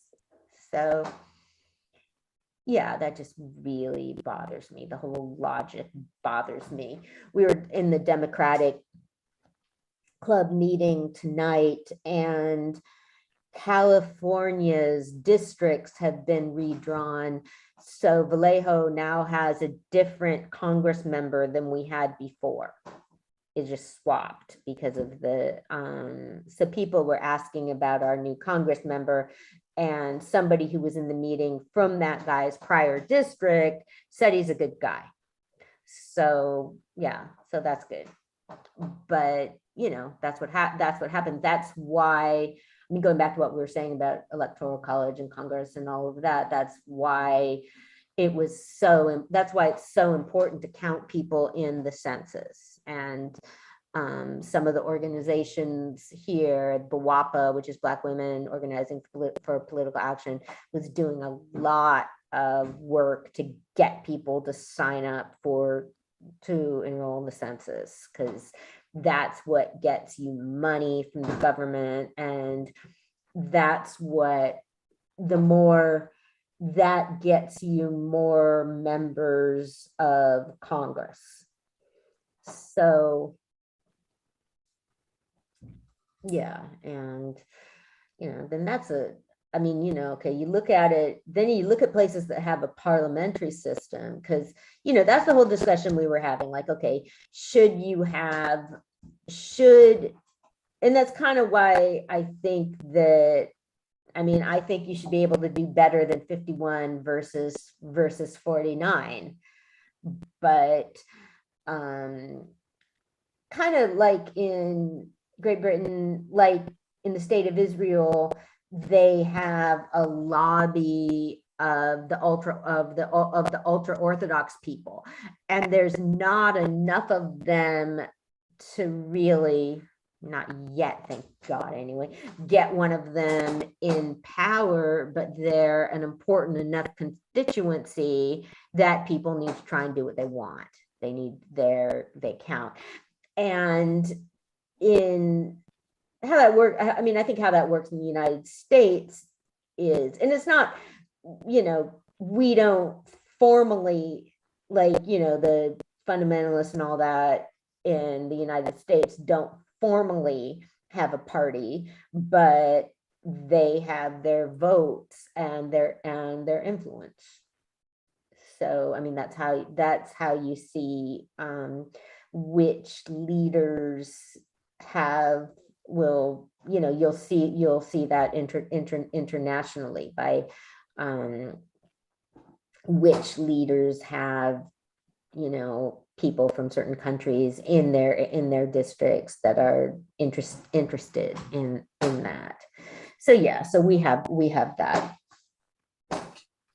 Okay, so I've been listening to a lot of podcasts. I was listening to a pretty creepy one where it was an interview with a woman she's 34, and her father had died when she was 7. She was, she grew up in, she was, raised in Texas. She had a little sister, and she'd sort of been aware that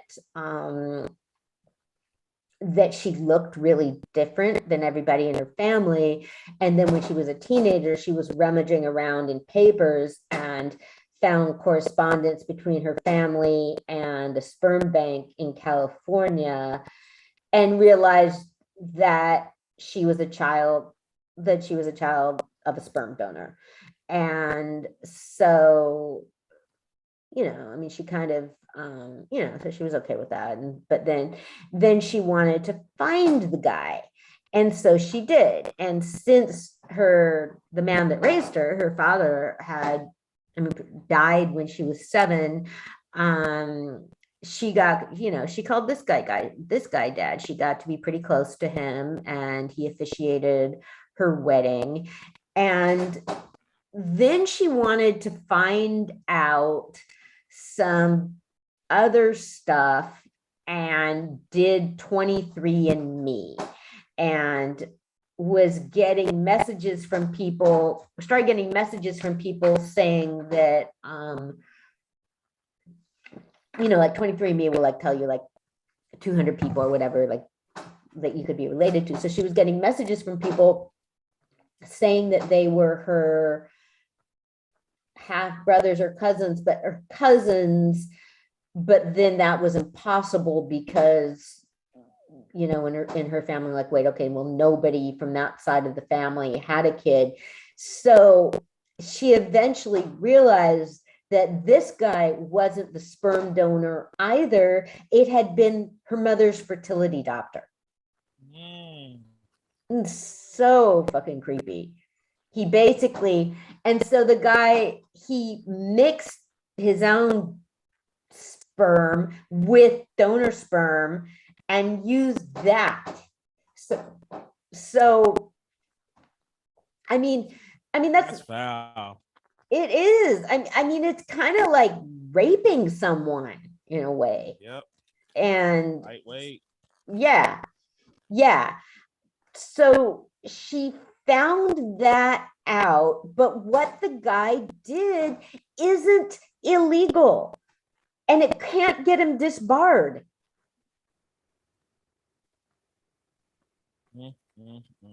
That's just crazy. I mean, you can get like, wait, he still fucking practices medicine. So what she's been doing is, so she like learned to lobby and legislate, and went to the Texas State Senate and advocated and lobbied to get a law. I mean, apparently you think that there would be a law about like not inseminating your patients unknowingly with like but there isn't.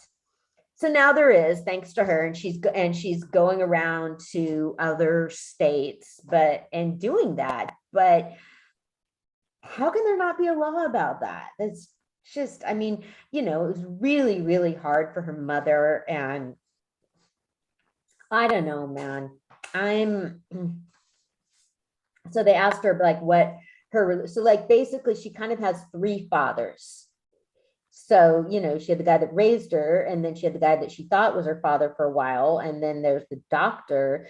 But she remained, because that's just so weird for the second guy. I mean, how could that just jerk around with your emotions? Okay, you think you meet this person, and you think that they're your daughter, and they're not. It turns out they aren't. I mean, and it just goes back to the question, hey, Mario, hi, you want to come on the show? It just goes back to, who is your kinship? Who's your family? I mean, who, yeah, so that's just kind of, I'm sending you the link, Mario. I don't know. So she's still glad she did it in a way, but oh, okay, this was so fucked up. She also said that she got a lot of criticism from people, that he was like a pillar of the community in their town, and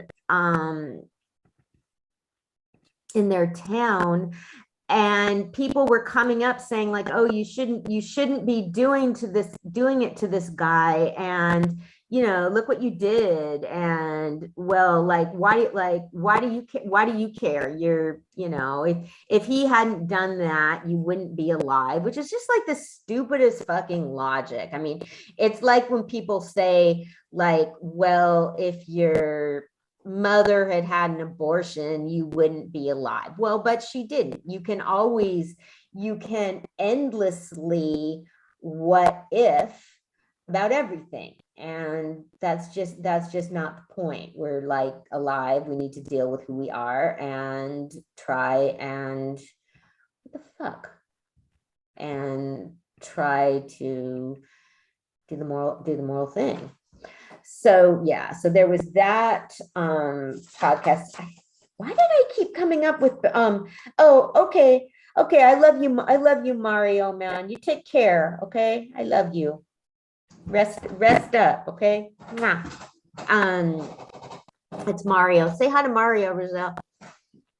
What up, Mario? Is he coming on? No, he's not feeling well. Tell him he needs to rest, because he's not doing that enough. Another time, Mario.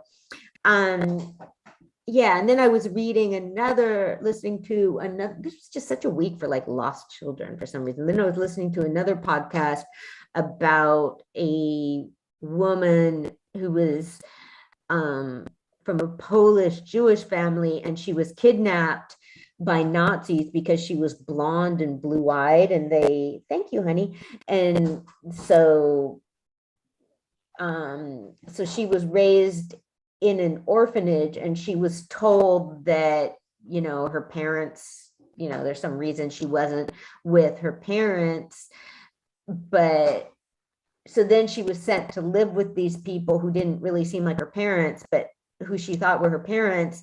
And then she was walking along the street one day and saw a photo of herself from the International Red Cross, because the Red Cross was trying to connect families and find people, but she kind of was scared, or she still didn't say anything to her family about that. Like, they were scared. So then she eventually did find out who she was and what had happened.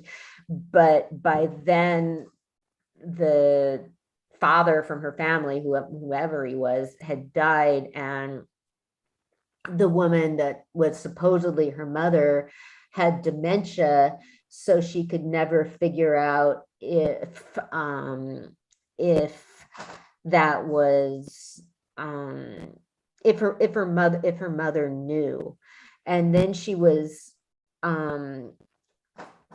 but then part of the thing that made it so complicated was that her family was given another little girl to raise, and they gave this kid her name of the kid that had been taken away. So when she found out what her real name was and had tried to trace it, she found this woman who had the name, who she didn't think she had any connection with. So it was just really sad. And now it's just started. Remember Siegfried and Roy? Yep, definitely. Yeah. Well, I'm listening to a podcast about their act went on for 45 years with the Tigers and the Magic. And now I'm going to have to go look on YouTube, because I never saw it. I never saw any images of it. I just heard about it. And I mainly heard about it when the tiger attacked one of them. So I started listening to a podcast because apparently, hi Yahira, apparently there's a lot more to the story than guy getting attacked by a tiger.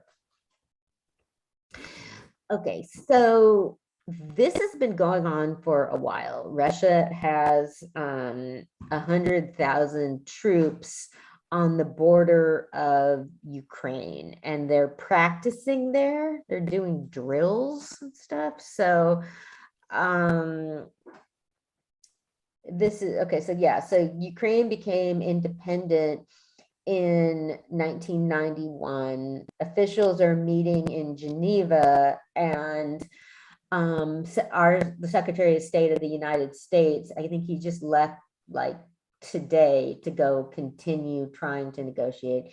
This has been going on for a long time. So, okay, I did not, okay, the Netherlands, Nigeria. Okay, we talked about Elizabeth Holmes. We talked about the Elizabeth Holmes, right? Okay. Just seeing if you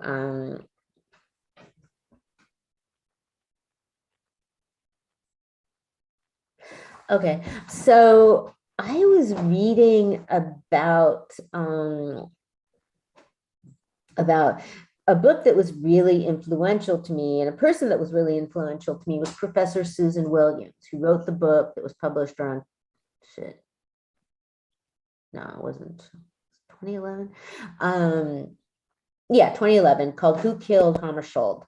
And it was about the second Secretary General of the United States, of the United Nations, who was a champion of decolonization. He really, while he was Secretary General, 20 or so territories and colonies became independent nations, and so the big countries didn't like that. He had a lot of enemies, and he was just a really interesting guy. He was very artistic, and he hiked. He was very musical. He was an economist and had designed the welfare system in Sweden. And so he was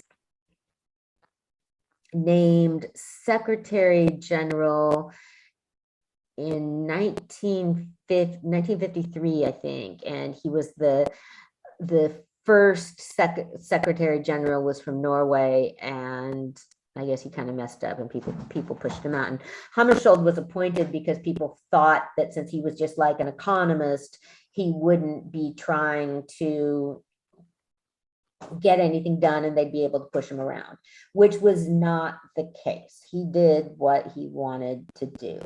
So the United Nations was trying to, Congo became independent from Belgium in 1960, and Hammarskjöld had been trying to support that as much as possible, and Belgium and economic interests were trying to tear the country apart and were encouraging separatists. And there was, particularly in an area called Katanga. Congo, the reason people have always fought over Congo because it's full of minerals, and still, even after countries have been plundering it, it's full of mines like cobalt and uranium. And during World War II, the United States was mining uranium in Congo, which they used for the atomic bomb. And so anyway, people really wanted, and the United States was trying to keep this was the stage of, you know, the Red Scare. I mean, people were scared of communism, but shit, now people are scared of Putin.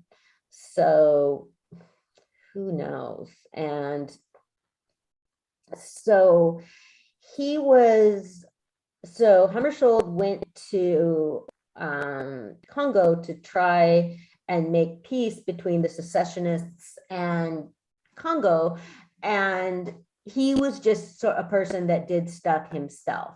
And so he got on a plane and was going to meet Moise Tshombe, the separatist leader who is considered to be a puppet of Belgium, and to try and make peace, and his plane crashed. So that's one of my so there's been and it was blamed on pilot error. So anyway, I've talked about this before on the show. It's my issue. I started a social media campaign to monitor the investigation in 2014. Man, I can't believe it's been gone. I mean, that's just how long my Facebook page has been around.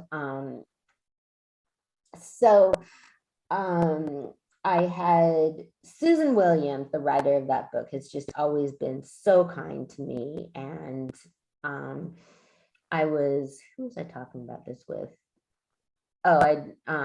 Age, about people that don't get back to you. Okay. And what I've said, I posted on Facebook, and I'm baffled about this with other people too. Like, why the fuck, when I write people to invite them to be in my events, why the fuck do they not get back to me?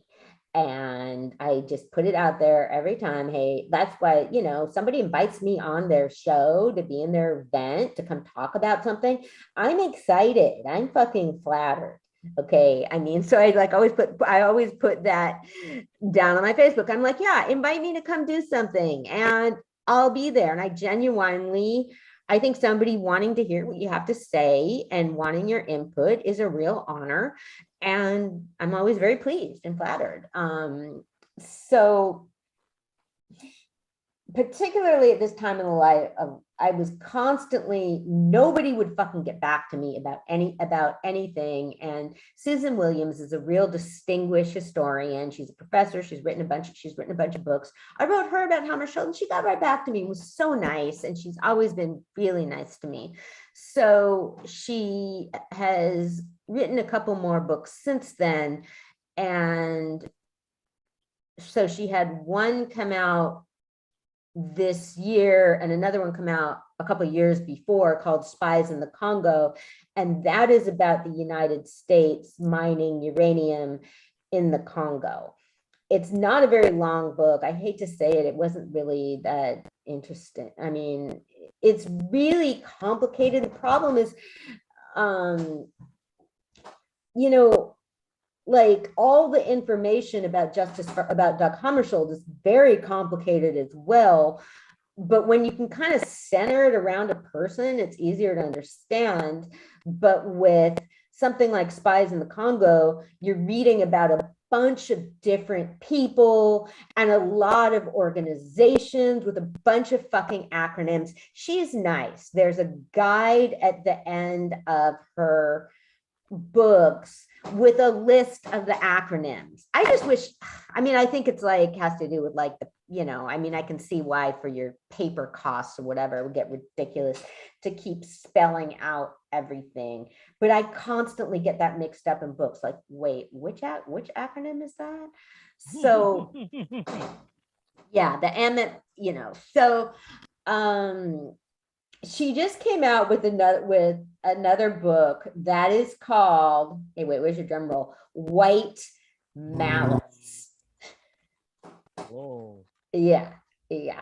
And kind of what her theme, what she's been writing about in a lot of her books is decolonization and how European and American interests tried to crush decolonization for their own economic interests. So White Malice is about how first she's listing all the different organizations that received money from the CIA. I had no fucking idea the CIA funneled money to fucking unions, and they would set up like some bland sort of, they can set up an organization with a bland sort of title that doesn't really sound like anything and funnel money through that.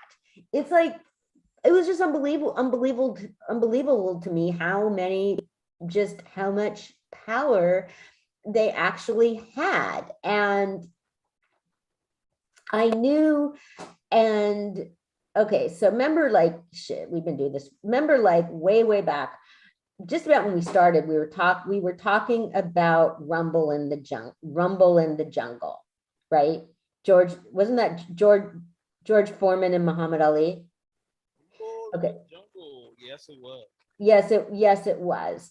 That's kind of the link for a lot of people to the Democratic Republic of Congo, which at the time was called Zaire. And it was called Zaire for a couple years, and that was during the time. And so they went at the request of Mobutu, that's his first, Mobutu Sese Soto, something like that. Back, that was in the 70s. Back in the 50s, he was known as Joseph Mobutu, and was basically, he was practically a double A. He was, the CIA loved him. And so he was supposedly a Congolese revolutionary, but he was being paid off by the CIA even before Congo became independent. And this was in the 1950s. So that's kind of where I've gotten to now, but I don't know. I mean, it's amazing to me what power the CIA had. And, I mean, when I was, you don't hear about the CIA so much anymore. Well, you do, I guess, but, just protecting economic interests. And so it's pretty confusing. That's what I'm reading now. And Susan Williams is awesome. I really want to meet her one of these days, and I'm including her on the acknowledgements of my book, because having this really distinguished historian pay attention to my ideas and think I was onto something just meant so much to me at a real rough time of my life. So yes, Susan Williams, you rock. Everybody, for a while I was researching Dag Hammarskjöld, not him so much as I was researching his colleagues and the people he worked with, because I kind of, I don't know, in a way, like I don't know Swedish. I mean, with some people, you kind of just feel like I don't even want to start or I can't take this on. That's why, I research Bayard Rustin, who was African-American. And so obviously, I speak and not trying to read different languages. And I researched Ralph Bunche, but his career was so complicated. There's pieces of it that I just can't even get to. Since he had basically 3 gigantic careers. So anyway, I've gone back to White Malice because it's just amazing the stuff she finds out. It's all archives. And I mean, that's why I wish I could find more archiving projects. It's really frustrating because people get really territorial about it, and because that's what makes it possible for researchers to do what she does, for us to find out what was going on, and how how white interests were trying to keep Africa from becoming independent, and particularly trying to keep countries under European rule and not under the influence of the then Soviet Union. Ooh, Anna. You look like you're about to have like a aneurysm right now. Yeah. Yeah. I don't know, man. I still can't. It's just weird. I mean, I have to get into my own groove on stuff because I still can't. I mean, I'm not a professor. I don't feel like I can. I couldn't like get up and give a lecture about all this, and I'm just, I have my presentation that I'll be doing for Bayard Rustin Symposium, and check the flyer out, everybody. Yes. Yes. You have it in the background behind you. Yes. Vallejo Naval and Historical Museum, but it's also streaming on the Marin Street. Yes, but it's streaming on the Rustin Symposium YouTube channel. Because, there's not, I mean, a lot of people aren't going to want to go out, and then there's people participating from all over the country. So, yeah, I'm going to play a little bit more music, then we can come back and wrap up. Let's do it. Okay.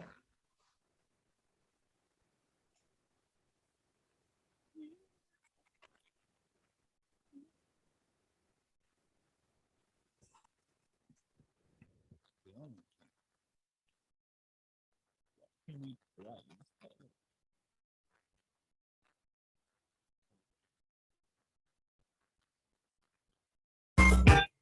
the J Stylist Night Show, DJ Fresh. Yeah, man, I'm gonna go ahead and introduce y'all to my favorite little fucker, man. Tip Street's finest, J Stylist. All 4 shows off the switch up on drink, spilling music, pounding bitches, hollering. It's a beautiful night. Pop another pill, I be feeling alright. Hanging out the window, profiling at the light. Candy so bright, I call it a now later. Cause if she see it now, she be fucking the nigga later. I'm driving with my knees, counting the paper. Roll up another swisher. I love the great flavor. Stay away from the haters, man. That shit is contagious. I do my Bay Area thing when I'm all in Vegas. Bring all my niggas to Vegas. We ball in Vegas. Bands and soda scrapers. If your diamonds ain't blue, then you watch outdated. I'm sipping on this heat, nigga, heavy sedated with the crayon gators. You know the fit tailored. I be in and out of town like a mixing fader. Style. Wow. Top down if it's cold, can roll a weed. These niggas don't shine on me. These niggas don't shine on me. Up with the top down if it's cold, we can roll a weed. These niggas don't shine on me. These niggas don't shine on me.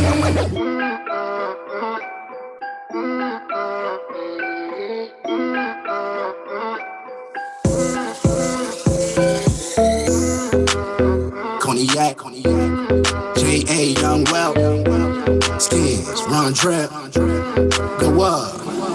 Keep it on the quiet, keep it on the DL. Gotta keep it private, not the type to kiss and tell. Learn early, keep a muzzle to not end up in a cell. But just know I see a jail for I speak on my personnel. All of them, they be nosy, concerned about what I'm doing. They see I be in the kitchen and wonder what I've been stewing. I give you my secrets, the way I'm viewing. Now we colluding, so keep it with me and you, and we'll make sure there's no confusion. Up is the way we go. Problems, you don't want those. I'm moving in silence as if I'm walking on 50 toes. So keep it on the low, cause nobody needs to know. Just keep it on the hush.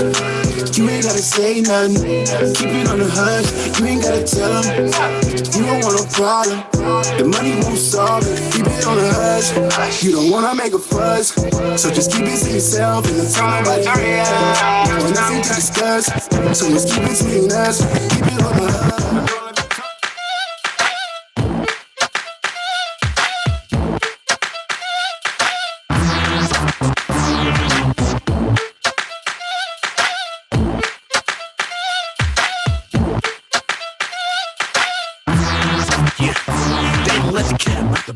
These niggas is shook, I'm like a good dose of herb. I got niggas hooked and look, I'm not a crook, I'm a badass nigga.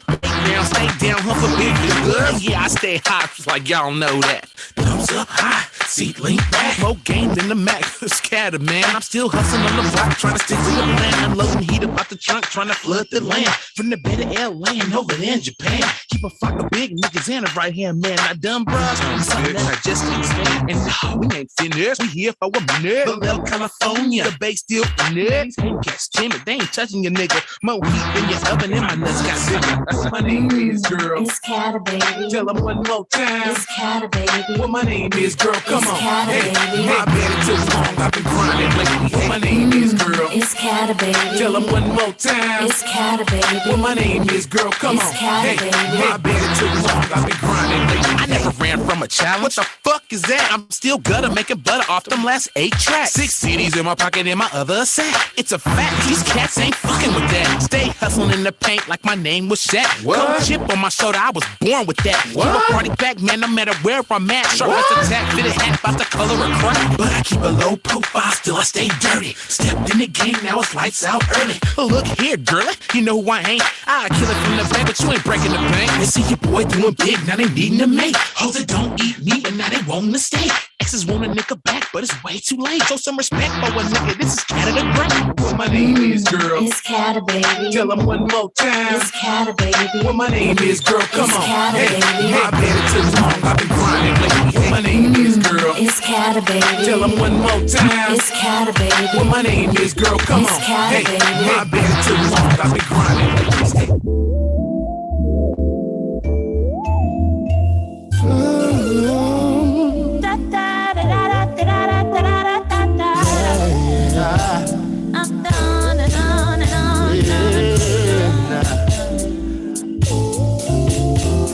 Now I've been known for playing, but there ain't no playing with you. No passwords on cell phones when I put myself alone with you. Yeah, feeling far too strong to put you on pause for a minute. My heart's run for us, girl, I'm yours if you with it. Baby, with it. Tell me if you with it. Baby, I get lost in you, like I get lost in you, like I get lost in you. Tell the melody, sing to me like a decent dope, we like a piece, baby. Tell the melody, why can't you me like a down to go? We can take 2, we can take 3. I can take you, then you can take me. We can take all 3 days off a week. And treat each one like the last one left a week. Days off a week. And treat each one like the last one left a week. Days off a week. One like the last one left a week.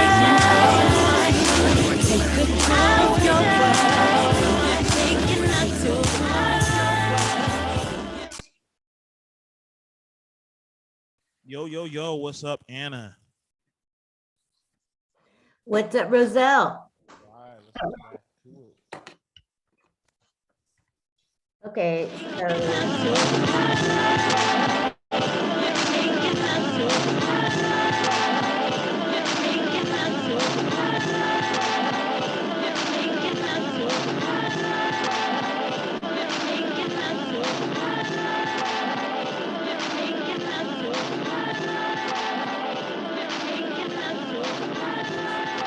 Time. the music's still playing. What's that? The music's still playing.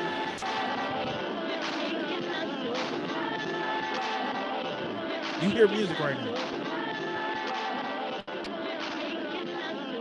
Yeah.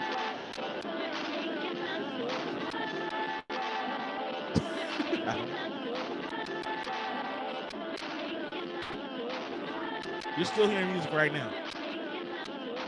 Yeah.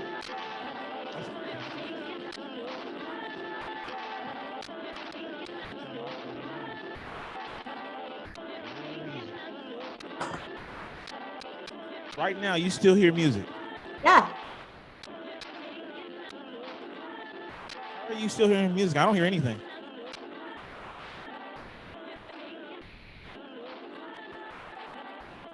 I don't know. That's weird because there's no music playing.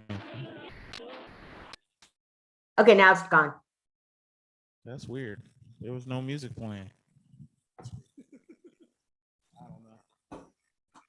Okay, so rest in peace, Andre Leon Talley was a real interesting and real talented fashion writer, and writer and editor and like Man About Town. But then they kicked him out of they completely kicked him out of fashion because he they said he was like too old and weighed too much. Like that doesn't happen to everyone. Really mean. So yeah, so he just died. Real interesting guy, just real talented, knew a lot of interesting people, and just a cool designer, an artist, creator. Oh my god. And oh god, why the fucking cat? There's a kitten that's been coming into my house, man. It's driving me. I've already Close had your door. Close your door. Don't let him in. I have a cat door. You're in the cat door. I can't. Then my cats can't go in and out. Man, you just better hope one day you don't wake up like a raccoon or. Raccoons are big. They can't get through. They can't get through the cat door. All right. I know that. Well, I have fucking cats coming in, and so I shut the door. That's how Roman started coming in. He kept, he was like meow, but he was also like meowing for food in front of my door. But then it turned out that he was like supposedly belonged to my neighbors, but then they had they're kids. They had gone a kitten and lost interest in him, so he moved in with me. But now there's this other kitten that's coming in. And I locked the fucking cat door so that so that I could have some peace. And this morning, I realized the fucking cat had been hiding. He'd been inside all night, just hiding under the chair. And my cats are lame. They don't. I'm like, come on, guys, kick them out. But I'm like, no, I cannot have more cats. Jesus. Your cat's lightweight invited him in and said, hey, come on, join the party. I know. Yeah, food's good here. All I'm saying is watch out for possums and raccoons. I'm gonna warn you in advance. I have never had a possum or raccoon come in through a cat door. They're too big. They're small. They could be small. They don't have to be super big. Those are the adults. There's some that are a little smaller. Shantae. It's Shantae. It's the queen. How you doing, baby? Can you I don't know. Because I've had it where I used to live, I'd have problems. I had problems for a while with other cats coming in through the cat door. But then one of my cats was he was a real man. He just was like, no, fuck that. This is my house. My cats are doing anything like that. Now they're fighting with each other. I'm fucking crazy. So, okay, you got anything going on this weekend? This weekend is playoffs weekend. Is that right? Yeah, so the Niners, since there's a lot of Niner fans that don't like the Raiders, I'm hoping that the Niners kind of lose to Green Bay this weekend. Oh, okay. Okay. All in good fun though. Always, dude. Always. Yeah. Yeah. Good. Yeah, well, I got my big event next week. I'll probably preview my presentation on here next week. And nice. Yeah. Was at a really cool MLK Day event yesterday at a community garden. And then I went on a Zoom meeting with Benicia Black Lives Matter. So that was really interesting. They had a friend of mine was speaking, so he told me about it, but there was just some really interesting input. Quiet. There was some real interesting input from people. So yeah, and so there was a lot of talk about voter suppression there. So that's partially just why I'm thinking about it. So yeah, I think we're back on schedule now. Yes, we are. We are back. We're back at it. All right, every Tuesday night, 8 to 10, Global History Radio. Yes, yes, yes, yes. All right. Good night, Facebook. All right, y'all. See you next Tuesday. Okay, thank you. See you.